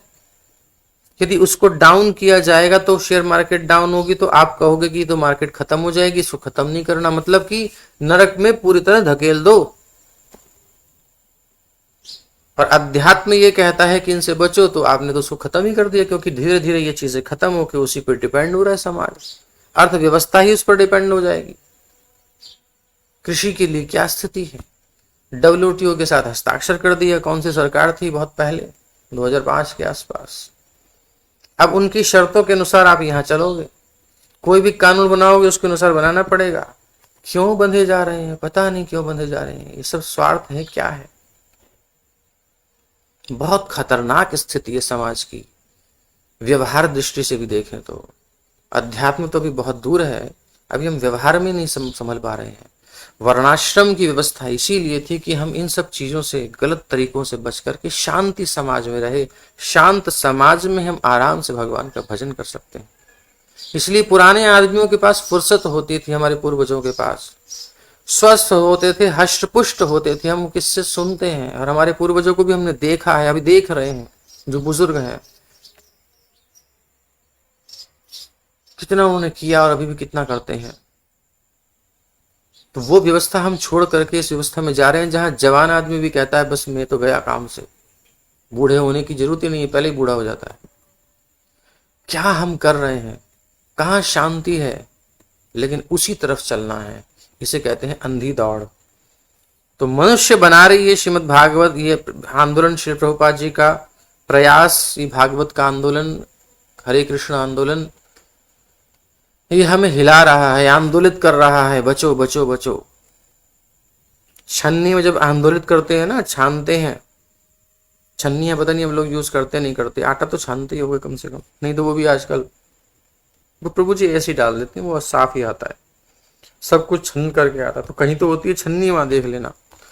छनते हैं ना तो जो बेकार की चीज होती है, हल्की फुल्की जैसे खराब, वो ऊपर रहती है, बाकी नीचे कहीं कहीं नीचे अच्छा निकल जाता है, ऊपर खराब, वो अलग अलग सिस्टम है। तो छन्नी भेद कर देती है, अलग कर देती है आंदोलन करने से। ऐसे छन्नी में रख दोगे तो नहीं करेगी, ऐसे हिलाओगे तब। तो ये कृष्ण भावनामृत आंदोलन समस्त जीवात्माओं के पास जा रहा है और हिला रहा है सबको। जो इसमें आकर के रुक जाते हैं वही काम के हैं। इस छन्नी से जो बह करके निकल गए, छोड़ दिया, वो किसी काम का नहीं, वो मृत्यु की तरफ जा रहे हैं, नरकों में जाएंगे। लेकिन जो इस भागवत के आश्रय में आ गया वो मनुष्य बन जाएगा। बाकी तो पशु हैं ही, इनकी बुद्धि तो खत्म ही है। तो जिस व्यक्ति को मनुष्य बनने की शिक्षा दे, तो वैश्यों को ये सब में लगना है, कृषि है, कार्य है, गोरक्षा है, व्यापार है, उसका संबंधित व्यापार। और क्या क्या क्या व्यापार हो रहा है आजकल, आप देख ही रहे हो। गाय के मांस का व्यापार, क्या क्या हो रहा है पता नहीं। क्रिकेटर्स इंडिया में आते हैं, उनको गोमांस खिलाया गया, पिछली सरकार की हिस्ट्री है, सरकार का हमको पता नहीं क्या चल रहा है। लेकिन संतोष तो किसी भी प्रकार से नहीं है अभी तक। और ये समझ लेना चाहिए, ये चीज लागू नहीं होगी, नहीं होगा संतोष। तो अब क्या है, वैश्यों का हो गया, भूमि की आवश्यकता है गोरक्षा के लिए, गाय अपना चरे, वन गोचर भूमि में मस्त रहें, उनके उत्पाद से दूध आएगा, दूध से समाज की बहुत सी आवश्यकताएं पूर्ति हो गई, हष्टपुष्ट होगा, घी दूध मक्खन आदि होता है, बलिष्ठ। और परिश्रमी होगा तो पचा भी पाएगा। परिश्रमी खत्म कर दिया, सब व्यवस्थाएं कर दो, बस पड़े रहो, कुछ काम नहीं करना, हो गया। और जो करने को बचा भी है तो फिर और किसी को बुला लो वो कर दे, अपन कुछ नहीं करेंगे। फिर जाओ हॉस्पिटल में पैसे खर्च करो, बोले अब संतान ऐसे हो नहीं रही है तो थोड़ा चाहिए व्यवस्था। हर जगह समस्या, इधर से भी उधर से भी मरो। तो कभी कभी वस्त्र निर्माताओं, बुनकरों, शूद्रों को कार्य करना चाहिए। कभी कभी उन्हें वस्त्र निर्माताओं, बुनकरों, लोहारों, सुनारों इत्यादि के व्यावसायिक कार्य में लगना चाहिए, ये शूद्रों के काम है। या फिर उन्हें अन्न उत्पादन करने के कठिन परिश्रम में लगना चाहिए, अलग अलग। तो ये क्या है, ये उनके विभिन्न वृत्तिपरक कर्तव्य हैं। अपनी वृत्ति के अनुसार, अपनी प्रवृत्ति के अनुसार कुछ ड्यूटीज हैं उनकी, नेचर के अनुसार। ये हमारी वैज्ञानिक विधि, थोपा नहीं जाता है। जिन्हें जीविकोपार्जन हेतु मनुष्यों को करना चाहिए, जीविका के उपार्जन के लिए, और इस प्रकार मानव समाज को सरल होना चाहिए। किंतु इस समय हर एक व्यक्ति जिसको देखो टेक्नोलॉजी, प्रत्येक व्यक्ति टेक्नोलॉजी के विकास में लगा हुआ है, तकनीक के विकास में लगा हुआ है, जिसे श्रीमद् भगवत गीता में उग्र कर्म कहा गया है, अर्थात कठिन प्रयास। यही उग्र कर्म मानव मस्तिष्क के अंदर क्षोभ मतलब एक साधारण साम्य स्थिति नहीं, एक परेशानी, एक मन में कुछ उत्तेजना, कुछ टेंशन, कुछ अस्वाभाविक स्थिति, ये इसी का कारण यही है।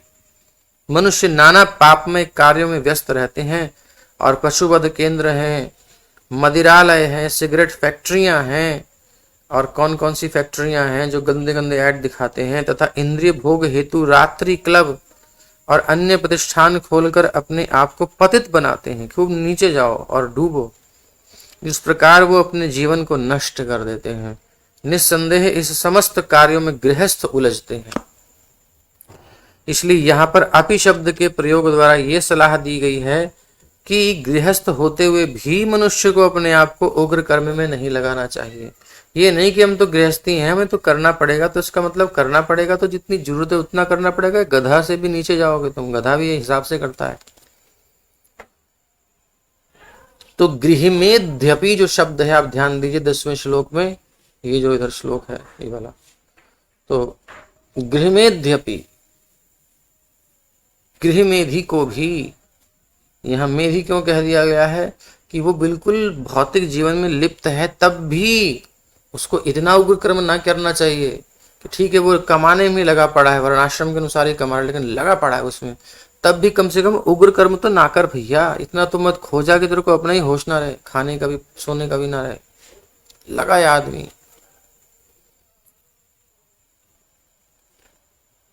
गृहस्थ होते हुए मनुष्य को अपने आप को उग्र कर्म में नहीं लगाना चाहिए। मनुष्य की जीविका के साधन अत्यंत सरल होने चाहिए। सिंपल लिविंग, हाई थिंकिंग, सादा जीवन, उच्च विचार। जो गृहस्थ नहीं है, ये तो गृहस्थों की बात हो गई, उनको भी इतना नहीं फंसना है। जो गृहस्थ नहीं है अर्थात जो ब्रह्मचारी, वानप्रस्थ और सन्यासी हैं, उन्हें आध्यात्मिक जीवन में प्रगति के अतिरिक्त और कुछ नहीं करना होता है। ये स्पेशल इंस्ट्रक्शन है, इंस्ट्रक्शन। जो गृहस्थ नहीं है, गृहस्थों का कर्तव्य है कि धन अर्जन करें, अपनी वृत्ति पर कार्य करें, और जो ब्रह्मचारी हैं, वानप्रस्थ हैं और सन्यासी हैं, उनको इन सब में तो पढ़ना ही नहीं चाहिए। इनको गृहस्थों को करने दो, उनको मौका दो, सारी व्यवस्थाएं, रिसोर्सेज उनको उपलब्ध होने चाहिए, तो अच्छे से खुल के कर सकते हैं। तो एक वर्ग अच्छे से बढ़िया से पनपने दिया जाता है। उन्हें आध्यात्मिक जीवन में प्रगति के अतिरिक्त और कुछ नहीं करना होता। जो ब्रह्मचारी, सन्यासी और वानप्रस्थ हैं, उनका केवल एक काम में पूरा फोकस करो, आध्यात्मिक जीवन में डेवलपमेंट के लिए सारा सिस्टम हमने बनाया था। तो तुम 3 वर्ग ऐसी काम में लगो, मेन पर्पस यही है लाइफ का। एक वर्ग धनार्जन में अच्छे से लगा पड़ा है और वो उसमें खो जाता है। तो ये साधु सन्यासी कभी कभी आते हैं, भोजन करते हैं, कभी कभी 2-4 शब्द बोल देते हैं, कभी कोई सत्संग करते हैं। तो रोज ना कोई साधु आते जाते रहते हैं, ऐसे घूमते घूमते घूमते घूमते पूरे भारत में, पूरी दुनिया में, ट्रैवलिंग प्रीचर्स। तो उनका संग कर करके आपको नॉलेज मिलती रहेगी। थोड़ा थोड़ा संग करते रहो, उनका एक्सपीरियंस आप लेते रहो, तो आपका भौतिक जीवन भी चलेगा, बट आप उसमें उलझ भी नहीं जाओगे, बिल्कुल खो नहीं जाओगे, संतोष भी आपके जीवन में रहेगा। तो जिस समय भगवान के भक्तों का दर्शन होता है तो बड़ी आनंद होता है गृहस्थों को, और बड़ी श्रद्धा सेवा करते हैं तो उनको लाभ मिलता है। आध्यात्मिक लाभ ऐसे मिल जाता है, क्योंकि ये इनकी फीडिंग कर रहे हैं, ये इनकी फीडिंग कर रहे हैं। ये अन्योन्याश्रित संबंध है। समाज में एक वर्ग दूसरे वर्ग का सहयोग करे, लेकिन आज समेटने वाले हो गए हैं सब, इसलिए अस्त व्यस्त स्थिति हो गई है। इसका अर्थ क्या हुआ? इसका अर्थ ये हुआ कि संपूर्ण जनसंख्या के 3/4 लोगों को इंद्र तृप्ति त्याग कर, पूरी तरह इंद्र तृप्ति त्याग कर मात्र कृष्ण भावनामृत की प्रगति में लगना चाहिए। 4 भाग किए तो 1 भाग केवल भौतिक कर्मों में लगे, मतलब अर्जन करने में, मेंटेनेंस करने में, दुनिया भर की सबसे व्यवस्थाओं में लग जाए, खप जाए, लेकिन 3 भाग बिल्कुल अलग रहे। इस 1 भाग की जिम्मेदारी है सबका पोषण करना, क्योंकि सब इसी के पास है। ये 3 भाग की जिम्मेदारी है इस 1 भाग को बचाना कि डूब ना जाए, मतलब इससे हमारी व्यवस्था भी चलती रहे और ये डूब भी ना पाए। ये डूब गया तो फिर सब खत्म।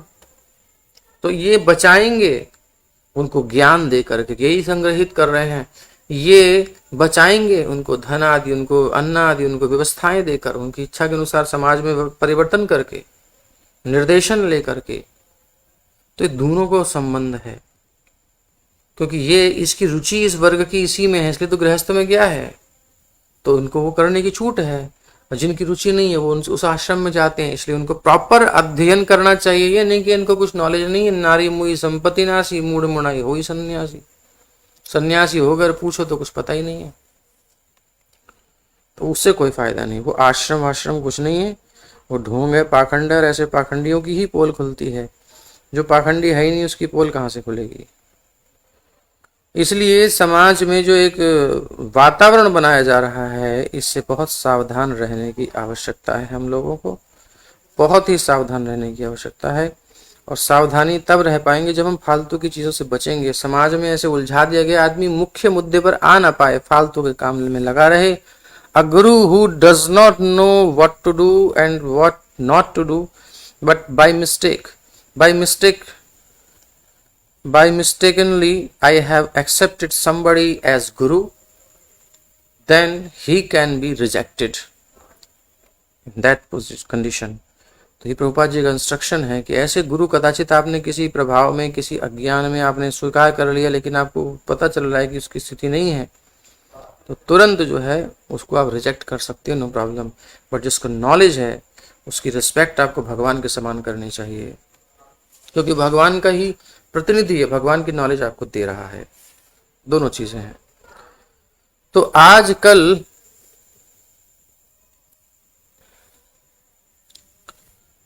जैसा कि श्रीमद् भगवत गीता, हाँ ये है, जो गृहस्थ नहीं है और वानप्रस्थ तो सन्यासी हैं, ब्रह्मचारी हैं, उन्हें पूरी तरह अध्यात्म के अंदर लीन हो जाना चाहिए। बाकी गृहस्थों को उनकी पूरी ध्यान देना चाहिए, इनको क्या जरूरत है क्या नहीं है, इसलिए देख देख करके उनकी सेवा करते रहना चाहिए। और उनका एकमात्र कार्य है कि इनको नॉलेज दें। ये गिफ्ट देने वेने के चक्कर, दुनिया भर के ये सब जो हैं, ये सब आजकल व्यवहार में आ गए हैं, बट अध्यात्म के पथिक के पास अध्यात्म ही होता है। उसे बिजनेस नहीं करना होता कि भाई ये कुछ दिया है तो कुछ देना है, ये करना है वो करना है। एक व्यवहार बनता है वो ठीक है, भगवत प्रसाद तक ठीक है, बाकी नॉलेज दीजिए, नॉलेज से बढ़कर के कुछ नहीं है। और वो आप अपना वो मटेरियल वस्तु दीजिए, भौतिक वस्तु दीजिए या आध्यात्मिक वस्तु लीजिए, तो क्या एक्सचेंज, कितना बड़ा एक्सचेंज है। Best use of bad bargain. आपने बेकार की चीज दी है एक दृष्टि से देखें तो, लेकिन क्योंकि वो शरीर धारण करना है उनको, इसलिए केवल इतना ही उनका भौतिक उपयोग है, बाकी उनका उद्देश्य कुछ भी भौतिक नहीं है। तो वो धन आप दे रहे हो जो भौतिक है और ज्ञान ले रहे हो जो आध्यात्मिक है, तो कौन सा अधिक श्रेष्ठ है। इसलिए झुक के रहना चाहिए हमेशा सन्यासी के आगे, ब्रह्मचारी वानप्रस्थी के आगे, क्योंकि उसने अपना सर्वस्व भगवत अर्पित किया है और जिस पर हम नहीं चल पा रहे हैं। आपकी इच्छा है आप भी आ जाओ, उस प्रकार से तपमय जीवन जियो, तपस्या में भोगों को छोड़ दो, बिल्कुल छोड़ दो, तपस्या में रहिए। आइए आप भी इस परिवेश में आइए, तो उद्देश्य ही है प्रकृति का, जो वर्णाश्रम का, आ जाइए, वानप्रस्थी में आइए, सन्यासी में आइए, कौन मना करता है। लेकिन दम नहीं है तो इमिटेट मत करो, नकल मत करो, समाज में बड़ी गलत संदेश जाता है। तो इसलिए केवल 1/4 जनसंख्या को गृहस्थ होना चाहिए और उसे भी सीमित इंद्र तृप्ति के नियम के अनुसार रहना चाहिए। संसार बनाने का उद्देश्य ये नहीं कि हमारे जेल की शाखाएं बढ़ती रहें, जेल में कैदी बढ़ते रहें। जेल बनाने का उद्देश्य ये नहीं होता भाई साहब। जेल बनाने का उद्देश्य होता है कि जेल में कैदी कम से कम आए और उत्पात समाज में ना हो, इसलिए उनको रखने के लिए अलग बनाना पड़ता है, सुधारने के लिए। और सुधर के निकले यही चाहती है सरकार। उसे शौक नहीं है जेल बनाने का, लेकिन बनाना पड़ता है क्योंकि इधर के लोग डिस्टरबेंस करेंगे मोस्ट बड़ी बड़ी पॉपुलेशन को, तो उनको डालो अंदर। ऐसा उद्देश्य होता है जेल का। तो यानी कि 1/4 जनसंख्या ही केवल इंद्र तृप्ति में लगे, बाकी जनसंख्या मुक्त रहे इंद्र तृप्ति की बातों से, और जो रहे उसको भी सीमित इंद्र तृप्ति की छूट मिले, ज्यादा नहीं, जो मन करे सो करे नहीं, उसे भी सीमित इंद्र तृप्ति के नियमों के अनुसार रहना चाहिए। गृहस्थ को भी वो आश्रम बना दे। गृहस्थों, वानप्रस्थों, सन्यासियों, ब्रह्मचारियों को कृष्ण भावनाविद बनने में ही, इस कृष्ण चेतना को प्राप्त करने में ही संपूर्ण शक्ति लगा देनी चाहिए। बाकी 3 वर्ग पूर्ण शक्ति लगा पाते हैं, एक वर्ग पूर्ण नहीं लगा पाता। उसकी दुर्बलता के कारण, मन पर नियंत्रण न होने के कारण स्वीकार करता है और वो इस प्रकार का सहज जीवन जीता है। ऐसे गृहस्थ को भी भगवत प्राप्ति हो जाती है। लेकिन जो कपटपूर्ण सन्यास का, कपटपूर्ण ब्रह्मचारी का, कपटपूर्ण वानप्रस्थी का जीवन जीता है, उसे भगवत प्राप्ति नहीं होगी क्योंकि वो ढोंगी है। लेकिन अगर सच में लगा हुआ है तो गृहस्थ भी प्राप्त कर लेगा। इसलिए वर्णाश्रम की ऐसी विशेषता है। स्वकर्मणा तमभ्यर्च्य, अपने कर्म से भगवान की आराधना करें, ईमानदारी से रहें। जो चित्त की स्थिति है उसको स्वीकार करने में कोई दोष नहीं। इस प्रकार की सभ्यता दैव वर्णाश्रम कहलाती है। कृष्ण भावनामृत आंदोलन का एक उद्देश्य दैव वर्णाश्रम की स्थापना करना है। तथा कथित वर्णाश्रम को प्रोत्साहित करना नहीं है, जहां पर बोले जन्म के आधार पर ये बनेगा ही बनेगा, उसका मन नहीं है, उसकी स्थिति नहीं है, उसकी कोई पोजीशन नहीं है, लेकिन बैठो जी गद्दी पर बेटा ही बैठेगा हमारा। बोले वंश परंपरा चल रही है, इसके अंदर योग्यता नहीं है, फिर भी बैठेगा। क्या है ये सब? खत्म हो जाएगी परंपरा आपकी।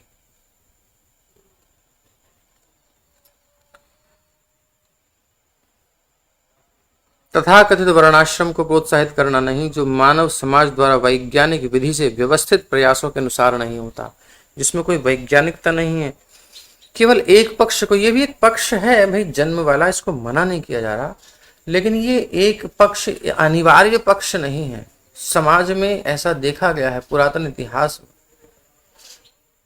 ऐसा नहीं है कि जन्म नहीं है तो उसको स्वीकार नहीं किया जा सकता। नेतृत्व के लिए योग्यता होनी चाहिए, गुण होने चाहिए, गुण। हाँ, परंपरा से गुण प्राप्त है, सोने पर सुहागा है, उसको मना नहीं किया जा रहा। बट हम पीछे एक वीडियो में कहीं बोलने में गलत बोल गए थे। जो प्रसंग था वो है नहुष के साथ। उस समय हमने बाद में ध्यान आया कि हमने नहुष के नहीं, युधिष्ठिर और दक्ष उसके यक्ष के संवाद की बात कर दी थी। ये वर्ण की व्यवस्था के अनुसार किसको क्या माना जाए, इसके विषय में महाभारत देखिए, वज्र सूची को उपनिषद पढ़िए, कितनी वैज्ञानिक बातें हैं। अंधानुकरण नहीं है हमारे शास्त्रों में। तो नहुष के साथ जब संवाद होता है, जो सर्प रूप में है, शापित है युधिष्ठिर जी का, तो उसमें पूछा जाता है इस बात को, वर्णाश्रम की व्यवस्था को। तो वहां आप पढ़ लेंगे तो आपको समझ में आ जाएगा। उन्हीं के मुख से सुनिए, महाभारत वन पर्व। तो अश्वाघां तेवसायिभ्यः कामान् संविभजेद् यथा अप्येकामात्मनोदारां नृणां स्वत्वग्रहो यतः। कुत्तों अश्व यानी कुत्ते, वो क्षमा कीजिए, अश्व यानी के, हाँ तो आश्व है, अश्व नहीं, गलती से क्षमा कीजिए, आश्व है। हाँ तो अश्व नहीं, आश्व दीर्घ आकार है। आ समन्तात, आ समन्तात मतलब आ, जैसे आ ब्रह्म भुवनालोका पुनरावर्तिनो अर्जुनो, आ ब्रह्म मतलब ब्रह्मलोक तक, यहां से लेके वहां तक, इस प्रकार समन्तात ही होता है आ का अर्थ। तो आश्व अघ यानी के कुत्ता, श्व यानी कुत्ता,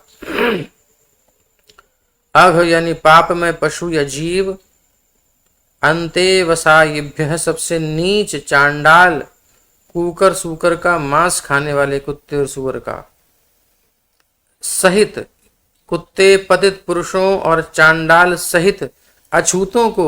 अछूत का मतलब अब आजकल इतना ना नेताओं ने इतना भ्रष्ट कर दिया, दिमाग खराब कर दिया।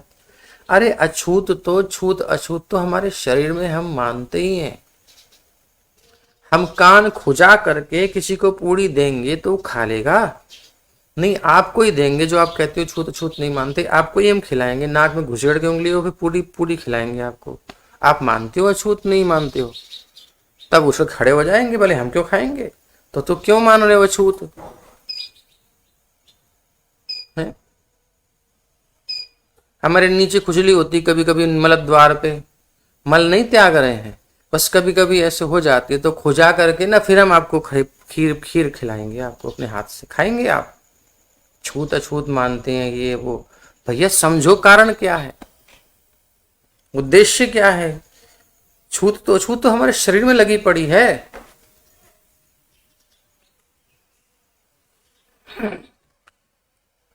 कुत्तों पतित पुरुषों या चांडाल सहित अछूतों को उनकी समुचित आवश्यकताएं प्रदान करके उनका पालन करना चाहिए। जो निम्न कार्यों में लगे हुए हैं, अरे डॉक्टर्स कितनी छूत अछूत करते हैं, ग्लव्स पहन के ही छुएंगे, मास्क लगा के ही जाएंगे। अभी आप कोरोना में कितनी छूत अछूत कर रहे हो? कहां नहीं है छूत अछूत, बताओ, रखनी पड़ेगी। तो जो निम्न कार्यों में लगे हैं, कुत्सित कार्यों में लगे हैं, उनसे जो शुद्ध हैं, जो इन गलत काम में नहीं लगे हैं, बच के रहना चाहिए।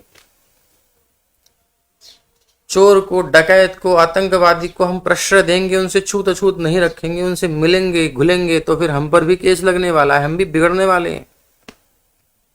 क्यों अपने बच्चे को गलत संग से आप बचाना चाहते हो? क्यों 15-16 के बाद हवा खराब हो जाती है, चिंता हो जाती है, बच्चा बस ये उम्र कुछ साल है इसके निकल जाए, ये ठीक ठाक चल जाए, कहीं अटक तो नहीं रहा, कहीं कहीं खुफिया जानकारी लेंगे बच्चा क्या चल रहा है, कैसे चल रहा है। क्यों क्यों टेंशन होती है? लड़की बड़ी हो गई है, ध्यान रखना पड़ता है, क्यों क्यों टेंशन हो रही है?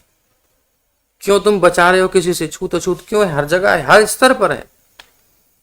तो जो गलत कार्य हैं, जो गलत लोग हैं, असत लोग हैं, कुपथ में चलने वाले हैं, उनसे बचना पड़ता है।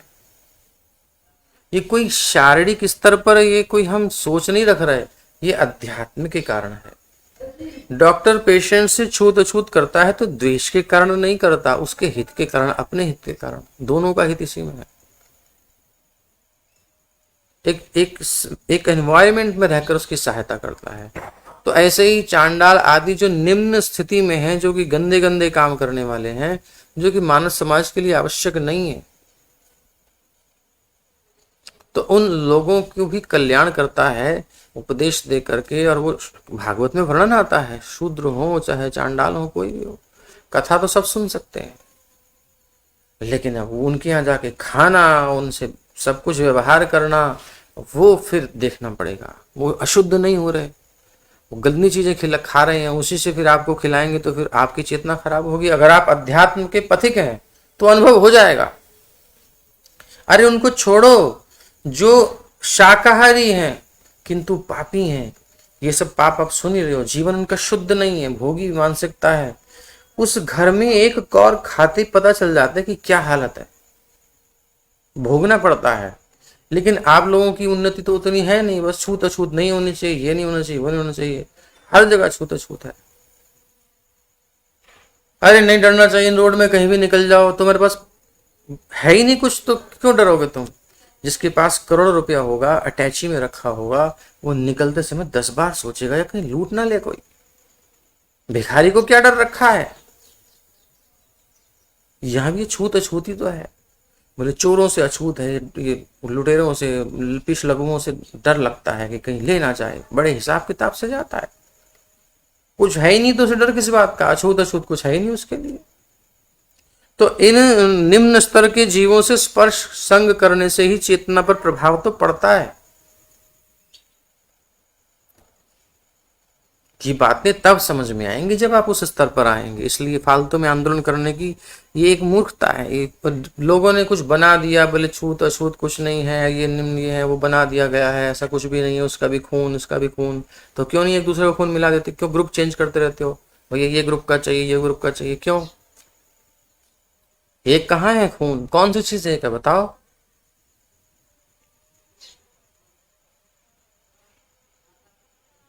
खून खून में भी भेद है, डॉक्टर से पूछो जाकर के। लेकिन अध्यात्म के स्तर पर, आत्मा के स्तर पर, शुनि चैव स्वपाके चा पंडितः समदर्शिनः, तो डॉक्टर के अंदर कोई ये नहीं है कि विभेद है पेशेंट के साथ। वो नाक पे मास्क या अपना मुंह ढक करके आते हैं, बदबू है, कुछ इन्फेक्शन होने का, वायरस का डर है, ऑपरेशन भी करते हैं, कोई भी ट्रीटमेंट करते हैं डॉक्टर, तो कुछ तो सिक्योरिटी रखते ही हैं, लेकिन साथ ही उसके प्रति दया भी है, उसका ट्रीटमेंट भी करते हैं, लेकिन डिस्टेंस रखते हुए, सिस्टम रखते हुए। ऐसे ही अध्यात्म में हम सब प्रेम करते हैं आपस में, उस चेतना में हम एक हैं, अलग नहीं है, लेकिन क्योंकि हम इन्फेक्टेड हैं सो थोड़ा डिस्टेंस रखना पड़ेगा। ये करुणा के कारण है, छूत अछूत, ये कोई द्वेष के कारण नहीं है। ये तो हमके नेताओं ने आपके उल्लू बना दिया और आप भटक रहे हो। जो लोग ऐसा कहते हैं उनके लिए उत्तर है, यहाँ अध्यात्म में कोई कोई भेद नहीं है। भगवान तो सबको स्वीकार करते हैं। मम एव अंशो जीव लोके जीव भूतः सनातन, मेरे अंश हैं सब। भगवान कहते हैं सुहृदम सर्वभूतानाम, सब जीवों का मैं हितैषी हूं, सबके साथ हृदय में भगवान रह रहे हैं। भगवान खुद उन उन उन जीवों के पास गए हैं जिनके पास आप लोग कहते हो कि नीच है, भगवान जाते हैं। संत गए हैं, प्रभुपाद जी उन विदेशियों के पास गए जो जो मांस खा रहे हैं, व्यभिचार कर रहे हैं, कोई उनके अंदर है ही नहीं कुछ चीज, वहां उस विदेश की धरती पर मना कर रहे हैं, गंदा है, नरक है, किसी काम का नहीं है। आध्यात्मिक व्यक्ति का कोई मतलब नहीं वहां जाने का। प्रभुपाद कोई फॉरेन ट्रिप पर नहीं गए थे, मालवाहक जहाज पर हार्ट अटैक सह करके 2-3, और तब वहां पहुंचे थे और बूढ़ी अवस्था में पहुंचे थे। क्या एंजॉयमेंट उनको करना था? केवल करुणा के वश, दया के वश, उस छूत अछूत के एरिया में जाकर के, जो कि गंदे लोग, भोगी लोग रहते हैं, जिनको कृष्ण से कोई मतलब नहीं है, ऐसे हिंसक और व्यभिचारी लोग, उनके बीच में जाकर के उनको उठाया। ऐसा डॉक्टर कहाँ मिलेगा? तो अध्यात्म में कभी भी छूत अछूत नहीं है, लेकिन एक डिस्टेंस को क्रिएट करना पड़ता है। प्रभुपाद ने उनको शुद्ध किया, पहले उनको शुद्धि सिखाई, उनको सेवा करी, फिर उनको सिखा करके कहा तुम भी इस प्रकार से करो। उरण तभी हो पाओगे, और गुरु के ऋण से उरण तो कभी हो नहीं सकता, लेकिन उरण होने का प्रयास कर सकता है, हो नहीं सकता, और ये करते रहना चाहिए प्रयास। अरे भगवान भी कहते हैं न पारये हम निरवध्य संयुजाम स्वसाधु कृत्यम विबुधायुषा विवह या मा भजन दुर्जर गेह श्रृंखला संवृष्ट तद्वह प्रतियातु साधुना। गोपियों से कहते हैं अरे मैं तुम्हारा सदा का ऋणी हूँ, न पा रहे हम आपके ऋण से पार नहीं पा सकते, सदैव आपका ऋणी हूँ। ऐसे उदार ठाकुर, बताइए कितने कृपालु, कितने प्रेमी हैं।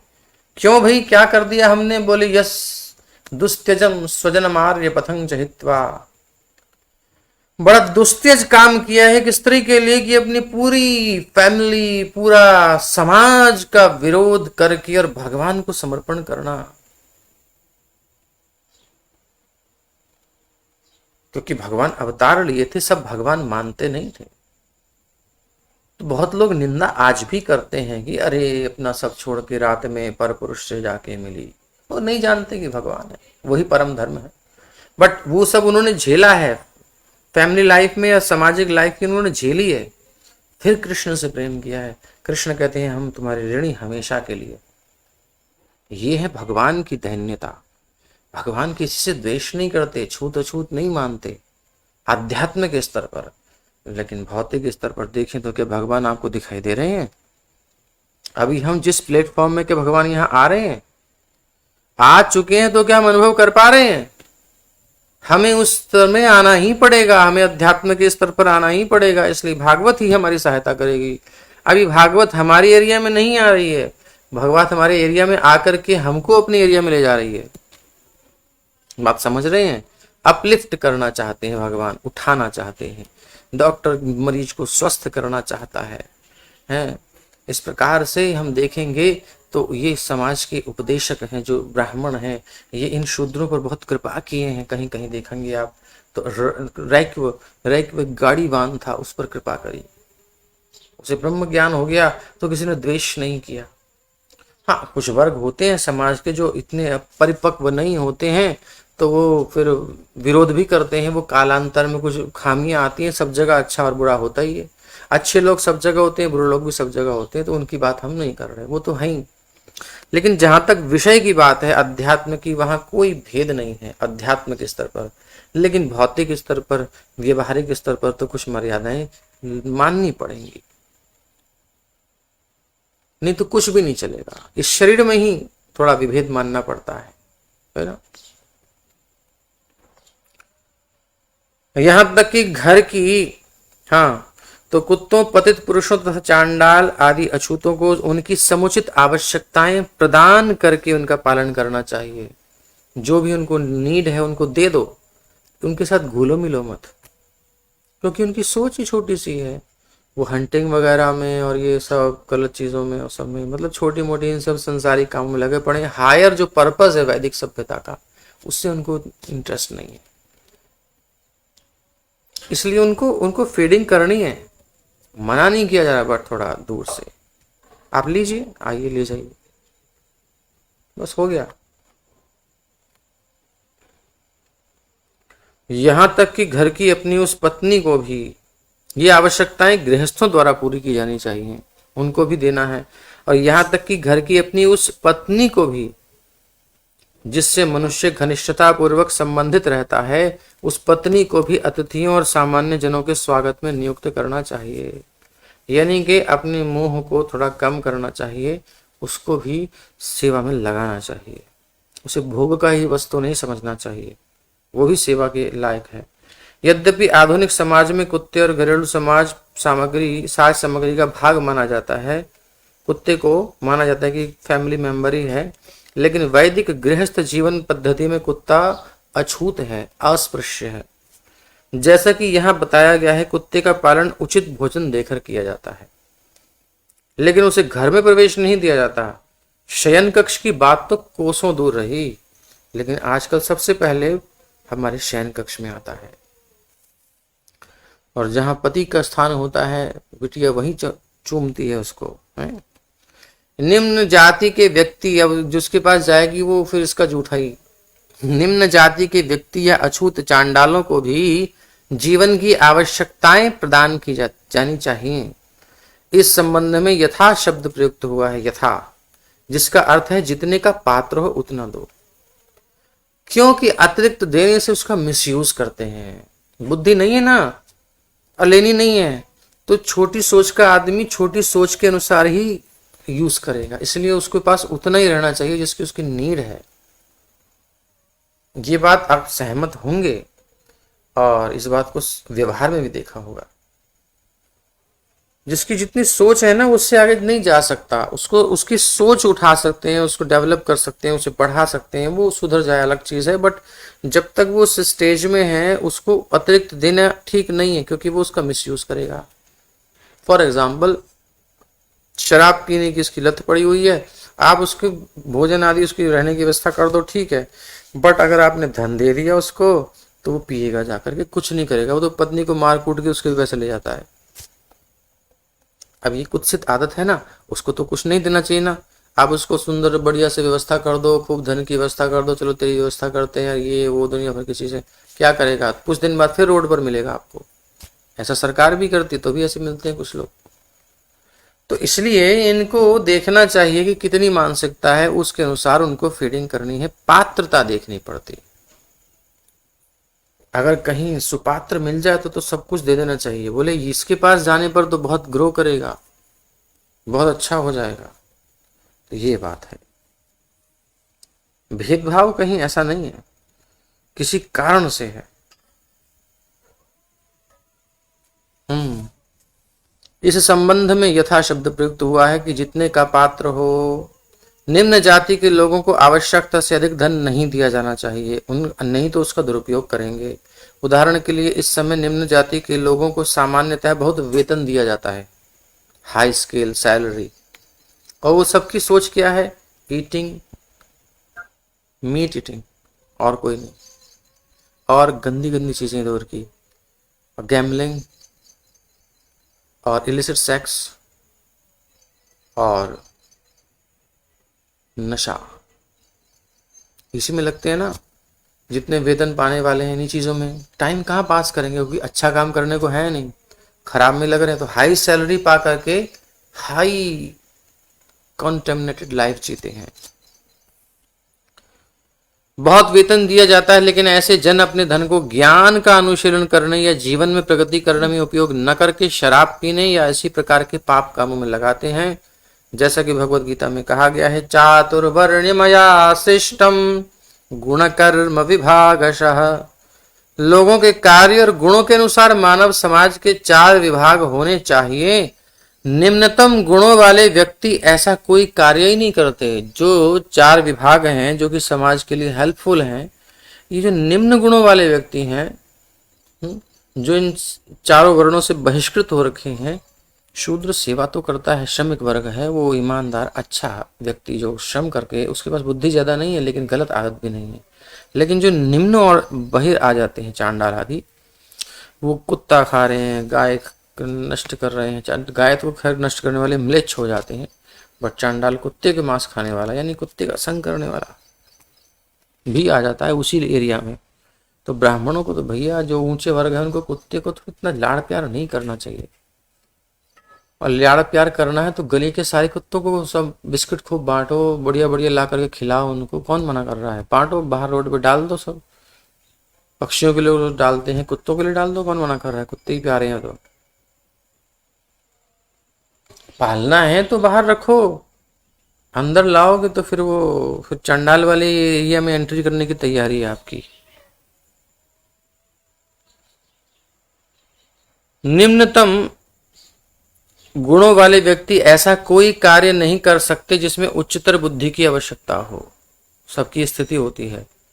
यद्यपि मनुष्यों के कर्मों तथा गुणों के अनुसार ऐसा विभाजन होना चाहिए, किंतु फिर भी यहाँ यह सुझाया गया है कि प्रत्येक व्यक्ति को जीवन की आवश्यकताएं तो सबको मिलनी चाहिए, इसमें बिल्कुल भेद नहीं होना चाहिए। खाने सोने रहने की व्यवस्था सबको प्रॉपर होनी चाहिए, लेकिन फिर भी यहाँ यह सुझाया गया है। अच्छा, आजकल के साम्यवादी व्यक्ति प्रत्येक व्यक्ति को जीवन की आवश्यकताएं दिलाने के पक्ष में हैं, लेकिन वो केवल मनुष्य के बारे में विचार करते हैं। ये साम्यवादी बोले मनुष्य को सबको बराबर मिलना चाहिए, फिर पशुओं का क्या होगा, उनके अधिकार तुम छीनते जा रहे हो, उनका जंगल भी छीन रहे हो, उनकी गोचर भूमि भी छीन रहे हो, गायों को, और पक्षियों को उड़ने नहीं देते हो, प्लेन बना दिए और इंटरनेट बना दिए, इतने सब खड़े खराब आविष्कार कर दिए, वो तो हम उसका यूज कर रहे हैं, बेस्ट यूज कर रहे हैं, बट काम तो सड़ा हुआ किया है ना।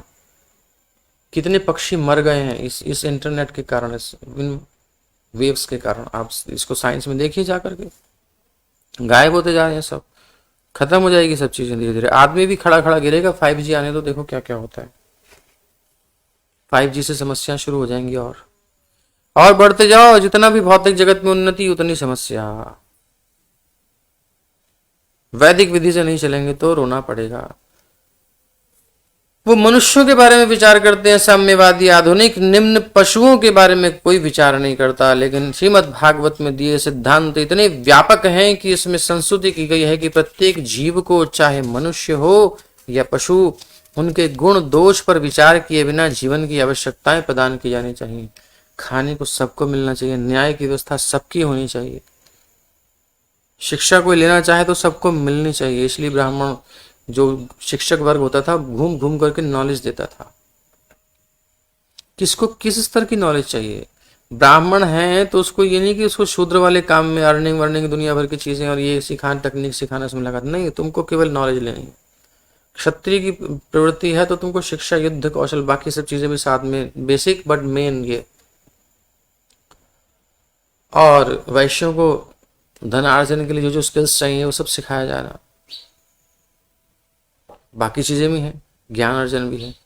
और जो शूद्र हैं उनको इतनी हायर चीजें नहीं, सिंपल आपको सेवा भाव विकसित करना है। और जो कुटीर उद्योग हैं, जो भी सब आते हैं, उस सब की व्यवस्था आप संभालिए, आप अच्छे से करिए। और परंपरागत क्रम से शूद्रों को फैमिली में मिल जाती है नॉलेज, उनको ज़्यादा हायर के लिए यूनिवर्सिटी में जाने की जरूरत ही नहीं है, क्योंकि उनकी सोच ही उतनी है। उनके लिए उनके पर्याप्त व्यवस्था है, आराम से रहो, धन कमाओ, सेवा करो, धन कमाओ, बस हो गया काम। संतुष्ट रहो अपनी फैमिली में, संन्यास की भी लेने की जरूरत नहीं है आपको शूद्रों को, आराम से फैमिली लाइफ जियो, उसी में रहो। ये त्याग तपस्या तो ऊंचे लोग कर सकते हैं, जो छोटी सोच वाले कैसे कर सकते हैं, उनकी तो सोच ही नहीं होती। तो उनकी वहां पूरी व्यवस्था है, ऐसी व्यवस्था है हमारी वैदिक वर्णाश्रम में। अब कोई इसमें दोष आ गया है वो विषय अलग है, क्यों आया कैसे आया उसमें फिर जाना पड़ेगा। तो हमारे यहाँ पशु पक्षियों का भी ध्यान है। आपको पता होगा कि हमारे बुजुर्ग लोग काय में चींटियों को आटा डालते हैं, गऊ की रोटी निकालते हैं, और अभी हमारे पास पता नहीं चल रही, आगे चलेगी क्यों चलेगी वो भी नहीं पता। तो ये इतने व्यापक हमारे सिद्धांत हैं भागवत के, चाहे मनुष्य हो या पशु, उनके गुण दोष पर विचार किए बिना जीवन की आवश्यकताएं तो प्रदान की ही जानी चाहिए। गुण दोष अलग चीज है, वो विषय अध्यात्म का आ जाता है, कहाँ किसको कितना, लेकिन बेसिक नीड तो सबकी पूरी होनी चाहिए। इसके लिए किसी को वोट देने की जरूरत न पड़े कि हमको बिजली मिलेगी तब हम वोट देंगे, हमको पेट्रोल सस्ता मिलेगा तो वोट देंगे, हमको धन अनाज सस्ता मिलेगा तब हम वोट देंगे, और हमको ये मिलेगा, आरक्षण मिलेगा। तो ये छोटी छोटी चीज़ों के लिए हमको आंदोलन करना पड़ता है। हमको इसके लिए अब यहाँ हमारा ब्रजमंडल में पर्वत तोड़े जा रहे हैं, ब्रज की कितनी महिमा है, हमका इतना प्रसारण कर रहे हैं, और ये आदिबद्री में भगवान के लीला स्थलियों को तोड़ रही है सरकार। राजस्थान में आंदोलन किया गया है, यहाँ से कुछ भक्तजन, कुछ बालिकाएं भी गई हुई हैं, 101 व्यक्ति अब शुरू करने वाले, कोई नहीं सुनता। ये प्रकृति के प्रति कितनी हिंसा है। यहां से तोड़ तोड़ करके तुम रोड बनाओगे, उस रोड पर होगा क्या, लोग दौड़ दौड़ के कर क्या रहे हैं, उस पर यूज क्या कर रहे हैं, गलत काम, मोस्टली गलत काम कर रहे हैं। दौड़ के जो उस पर रोड को खत्म कर देते हैं, और उसको जो टैक्स लेते हैं वो कहाँ जाता है।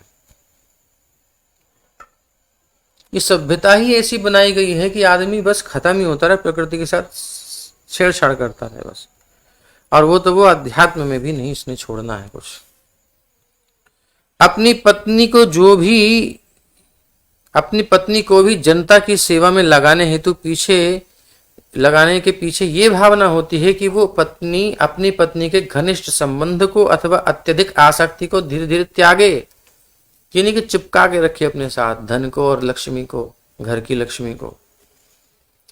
उसको जो है सेवा में लगाना चाहिए, थोड़ा उसको समाज में इन्वॉल्व होने देना चाहिए। अगर उसकी इच्छा है तो कोई बात नहीं है, लेकिन एक लिमिट में रहे, बस पति के साथ रहे, कोई प्रॉब्लम नहीं है। क्योंकि इसके कारण वो अपनी पत्नी को अपनी अर्धांगिनी या अपने से अभिन्न सोचता है, आसक्ति के कारण। ये अलग नहीं है। तो अगर वो समाज में उसको अपने साथ भी लेके चल रहा है ना, तो वो अलग नहीं मान रहा है, बट वो अगर वो अपने अधीन रख कर घर में बैठे चुपचाप तेरे को कुछ काम नहीं है, किसी से बात नहीं करना, कुछ नहीं करो, जैसे लोग होते हैं, तो भैया तुम उसको क्या मानते हो कि मेरी प्रॉपर्टी है, मेरे समान नहीं है, तभी उसको कर रखा है? नहीं, वो एक फ्रेंड के समान है, और उसको आप लेके चलिए अपनी फैमिली में, और जहाँ भी आप जाते हैं बढ़िया से साथ में रखिए, कोई प्रॉब्लम नहीं है। एक मर्यादा होनी चाहिए बस। जैसा कि पूर्व में सुझाया गया है, स्वामित्व की भावना को, यहाँ तक कि अपने परिवार के स्वामित्व को भी त्याग देना होगा। ये जो पॉजिटिवनेस है ना, एक अधिकार वाली बात, वो थोड़ा कम होनी चाहिए, उससे समस्या होती है। आपकी प्रॉपर्टी नहीं है ये, इसको त्यागना होगा, धन के प्रति और स्त्री के प्रति भी। मतलब इसका मतलब क्या है, इसका मतलब ये नहीं गलत चीज, मतलब एक इसको बिल्कुल फंसा के रखना उसमें, अपने में उसको कहीं साधु के साथ पास नहीं जा सकती, कहीं कुछ अपना कुछ डिसीजन नहीं ले सकती, वो फिर गलत हो जाता है। सही दृष्टि में ये बात कही जा रही है, गलत में नहीं कही जा रही है। भौतिक जीवन का स्वप्न ही जन्म मृत्यु के चक्र में बंधने के कारण स्वरूप है। इसलिए इस स्वप्न को त्याग देना होगा कि मैं पुरुष हूं और ये स्त्री, और ये मेरा वो करके फलतः मानव जीवन में अपनी पत्नी के प्रति आसक्ति को त्यागना होगा, जैसा कि यहाँ पर सुझाव दिया गया है। प्रेम कीजिए, आसक्ति त्याग दीजिए। आसक्ति बहुत परेशान करती है, दोनों को बंधन महसूस होता है, पत्नी पति पर जब आसक्त हो जाती है, उसको पकड़ के रखती है अपने अनुसार, ये नहीं करना वो नहीं करना, तो पति भी बंधन महसूस करेगा। पति पत्नी के साथ ऐसे करेगा तो फिर वो भी बंधन महसूस करती है, प्रेम नहीं रहता है। प्रेम से वो खींचे, प्रेम से हमारी बात माने, ऐसी परिस्थिति बनानी है, वो वश में रहे, प्रेम से रहे, कुछ भी करे पूछ के करे, प्रेम से करे। तो प्रेम के कारण एक ऐसा उसको थोड़ी सी अगर आप ढील दोगे, ढील का मतलब थोड़ी उसको स्वतंत्रता दोगे, दोनों को देनी पड़ेगी एक दूसरे को, कि भाई ये स्वतंत्रता तुम्हारी है, लेकिन जब इसके बाहर जाओगे फिर तुम्हारी स्वतंत्रता नहीं है, तुमको फिर कुछ भी कर सकते हैं। हाँ, चुपचाप अंदर आओ। एक रेंज के अंदर कम से कम गैया को भी हम छोड़ते हैं चरने के लिए, तो वो जो है एक खूंटा बांध देते हैं कि भाई इतना एरिया में तुम चल लो। तो धर्म की मर्यादा के अंतर्गत स्वतंत्रता ठीक है, उसके अलावा देंगे तो फिर गड़बड़ है, वहां नहीं। फलतः मानव जीवन में अपनी पत्नी के प्रति आसक्ति को त्यागना होगा, जैसा कि यहाँ पर सुझाव दिया गया है। जहियाद यदर्थे स्वान् प्राणान् हन्याद्वा पितरं गुरुं तस्यां स्वत्वं स्त्रियां जहियाद यस्तेन ह्यजितो जितः। मनुष्य अपनी पत्नी को इतनी गंभीरता पूर्वक अपना मानता है ना कि ये मेरी है। सपने में उठा गया, पत्नी तेरी है, बोले हाँ, कब शादी हुई थी, तब हुई थी, तो याद रहेगा, एकदम गहरे नींद से ही बता देगा। बहुत गंभीरता पूर्वक अपना मानता है, और बेहोश हो जाते हैं उनको, कुछ लोगों को अपनी गर्लफ्रेंड, अपनी पत्नी, उसका नाम बोलते रहते हैं, इतने भी होते हैं। मनुष्य अपनी पत्नी को इतनी गंभीरता पूर्वक अपना मानता है कि वो कभी कभी उसके लिए स्वयं को या अन्य प्राणियों को, यथा अपने माता पिता या गुरु अथवा शिक्षक तक को मार डालता है, उसके लिए अपनी भी जान दे देता है। बोले सूरज, कोई शेर था पता नहीं कैसे, सूरज को मैं तेरी माथे की बिंदिया बना दूं, जी चाहता है कि सूरज को तेरे माथे की बिंदिया बना दूं, बना रहा हूं, लेकिन क्या करूं, मुझे दुनिया में अंधेरा करना अच्छा नहीं लगता। तो ये बात मतलब कि वो कुछ भी कर सकता है, चांद तारे तोड़ के ला दूंगा। एक एज होती है, उसके बाद कहता है, वो कहती है कि तुम तो मेरे लिए चांद तारे तोड़ के लाने वाले थे। बोले चांद तारे क्या, तू रोटी तोड़ के तो दे नहीं रही मेरे को, चांद तारे तेरे तोड़ूं, चुपचाप जाके रोटी बना। बाद में ऐसा होता है, एक लिमिट होती है, उसके तक आदमी बहुत बड़ी बड़ी बातें करता है, बाद में सब ठंडे हो जाते हैं। तो इतनी गंभीरता पूर्वक अपनी मानता है कि वो कभी कभी उसके लिए स्वयं को ही दांव पर लगा देता है, अन्य प्राणियों को कुछ भी कर देता है। ये सब इतिहास की घटनाएं हैं, ये ऐसी हवा में नहीं है। और अपने माता पिता तक को मार देता है, गुरु अथवा शिक्षक तक को मार डालता है। ऐसे लोगों को तो आंखों से देखा गया है, आपने भी देखा होगा कि हो गया प्रेम अपनी पत्नी को, उसने अपने पति को, दोनों को, पत्नी को छोड़ा है, उसने पत्नी को घर में बुला के अपने उसको और अपनी सास, इनकी सास मतलब अपनी माँ को और अपने पति को, दोनों को मरवा दिया, और उसी घर में रह रहे हैं। कोर्ट केस होने के बाद फाइनल दे दू के हो गया, और फिर जो है चल रही है बात। ये होता है, आकर्षण ऐसा होता है। इसलिए यदि कोई ऐसी पत्नी के प्रति अपनी आसक्ति त्याग कर सकता है, ये बहुत बड़ा वीर है। फिर वो समझ लो कायर नहीं है, तो वो उन पूर्ण पुरुषोत्तम भगवान को जीत लेता है जो अजय है।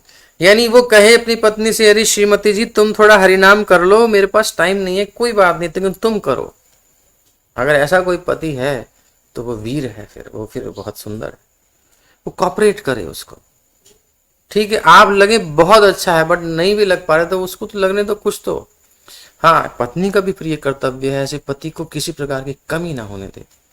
उसकी जो रिक्वायरमेंट है, जो उसकी आवश्यकताएं हैं, वो गृहस्थ में आया है ना, कुछ तो उसकी इच्छा है, तो वो इन इच्छाओं को, बेसिक को तो पूरा करना ही चाहिए कम से कम। गलत वाली भले ही मत करे, सही वाली तो करनी चाहिए। अतएव यदि कोई ऐसी पत्नी के प्रति अपनी आसक्ति का परित्याग कर सकता है, तो उन पूर्ण पुरुषोत्तम भगवान को जीत लेता है जो अजेय है। यानी भगवत प्राप्ति उसको ऐसे ही हो जाएगी। श्रीमती जी भक्ति करेंगी, इन पति देव को भी प्राप्ति हो जाएगी। ये भी सिस्टम है। पत्नी के करने से पति को भी मिलता है। तो प्रत्येक पति अपनी पत्नी पर अत्यधिक आसक्त रहता है, इसलिए अपनी पत्नी से संबंध तोड़ पाना बहुत कठिन होता है। लेकिन यदि कोई किसी भी प्रकार से उसे त्याग कर पूर्ण पुरुषोत्तम भगवान की सेवा कर सकता है, तो किसी के द्वारा भी न जीते जा सकने वाले पूर्ण पुरुषोत्तम भगवान उस भक्त के वश में आ जाते हैं। और यदि भगवान भक्त पर प्रसन्न हो जाएं तो फिर कौन सी वस्तु दुर्लभ है? कोई दुर्लभ नहीं है। तो फिर मनुष्य को अपनी पत्नी तथा बच्चों से स्नेह तोड़कर पूर्ण पुरुषोत्तम भगवान की शरण क्यों नहीं लेनी चाहिए? अर्थात आसक्ति तोड़ दो, उतना मत उसके ऊपर पकड़ पकड़ के रखो, उनको ग्रो करने दो, थोड़ा सा उनको हवा लगने दो, है ना। उनको एनवायरनमेंट दो, स्पिरिचुअल एनवायरनमेंट, उसमें बेटा ग्रो करो। इसके बाहर नहीं जाने दूंगा, बट अंदर ग्रो करो, खूब ग्रो करो। अब जो आसक्त होता है बोले नहीं ये नहीं करना, वो नहीं करना, ऐसा है वैसा है, हाँ क्यों, ऐसा क्यों। बच्चे कुंठित हो जाते हैं, पत्नी कुंठित हो जाती है।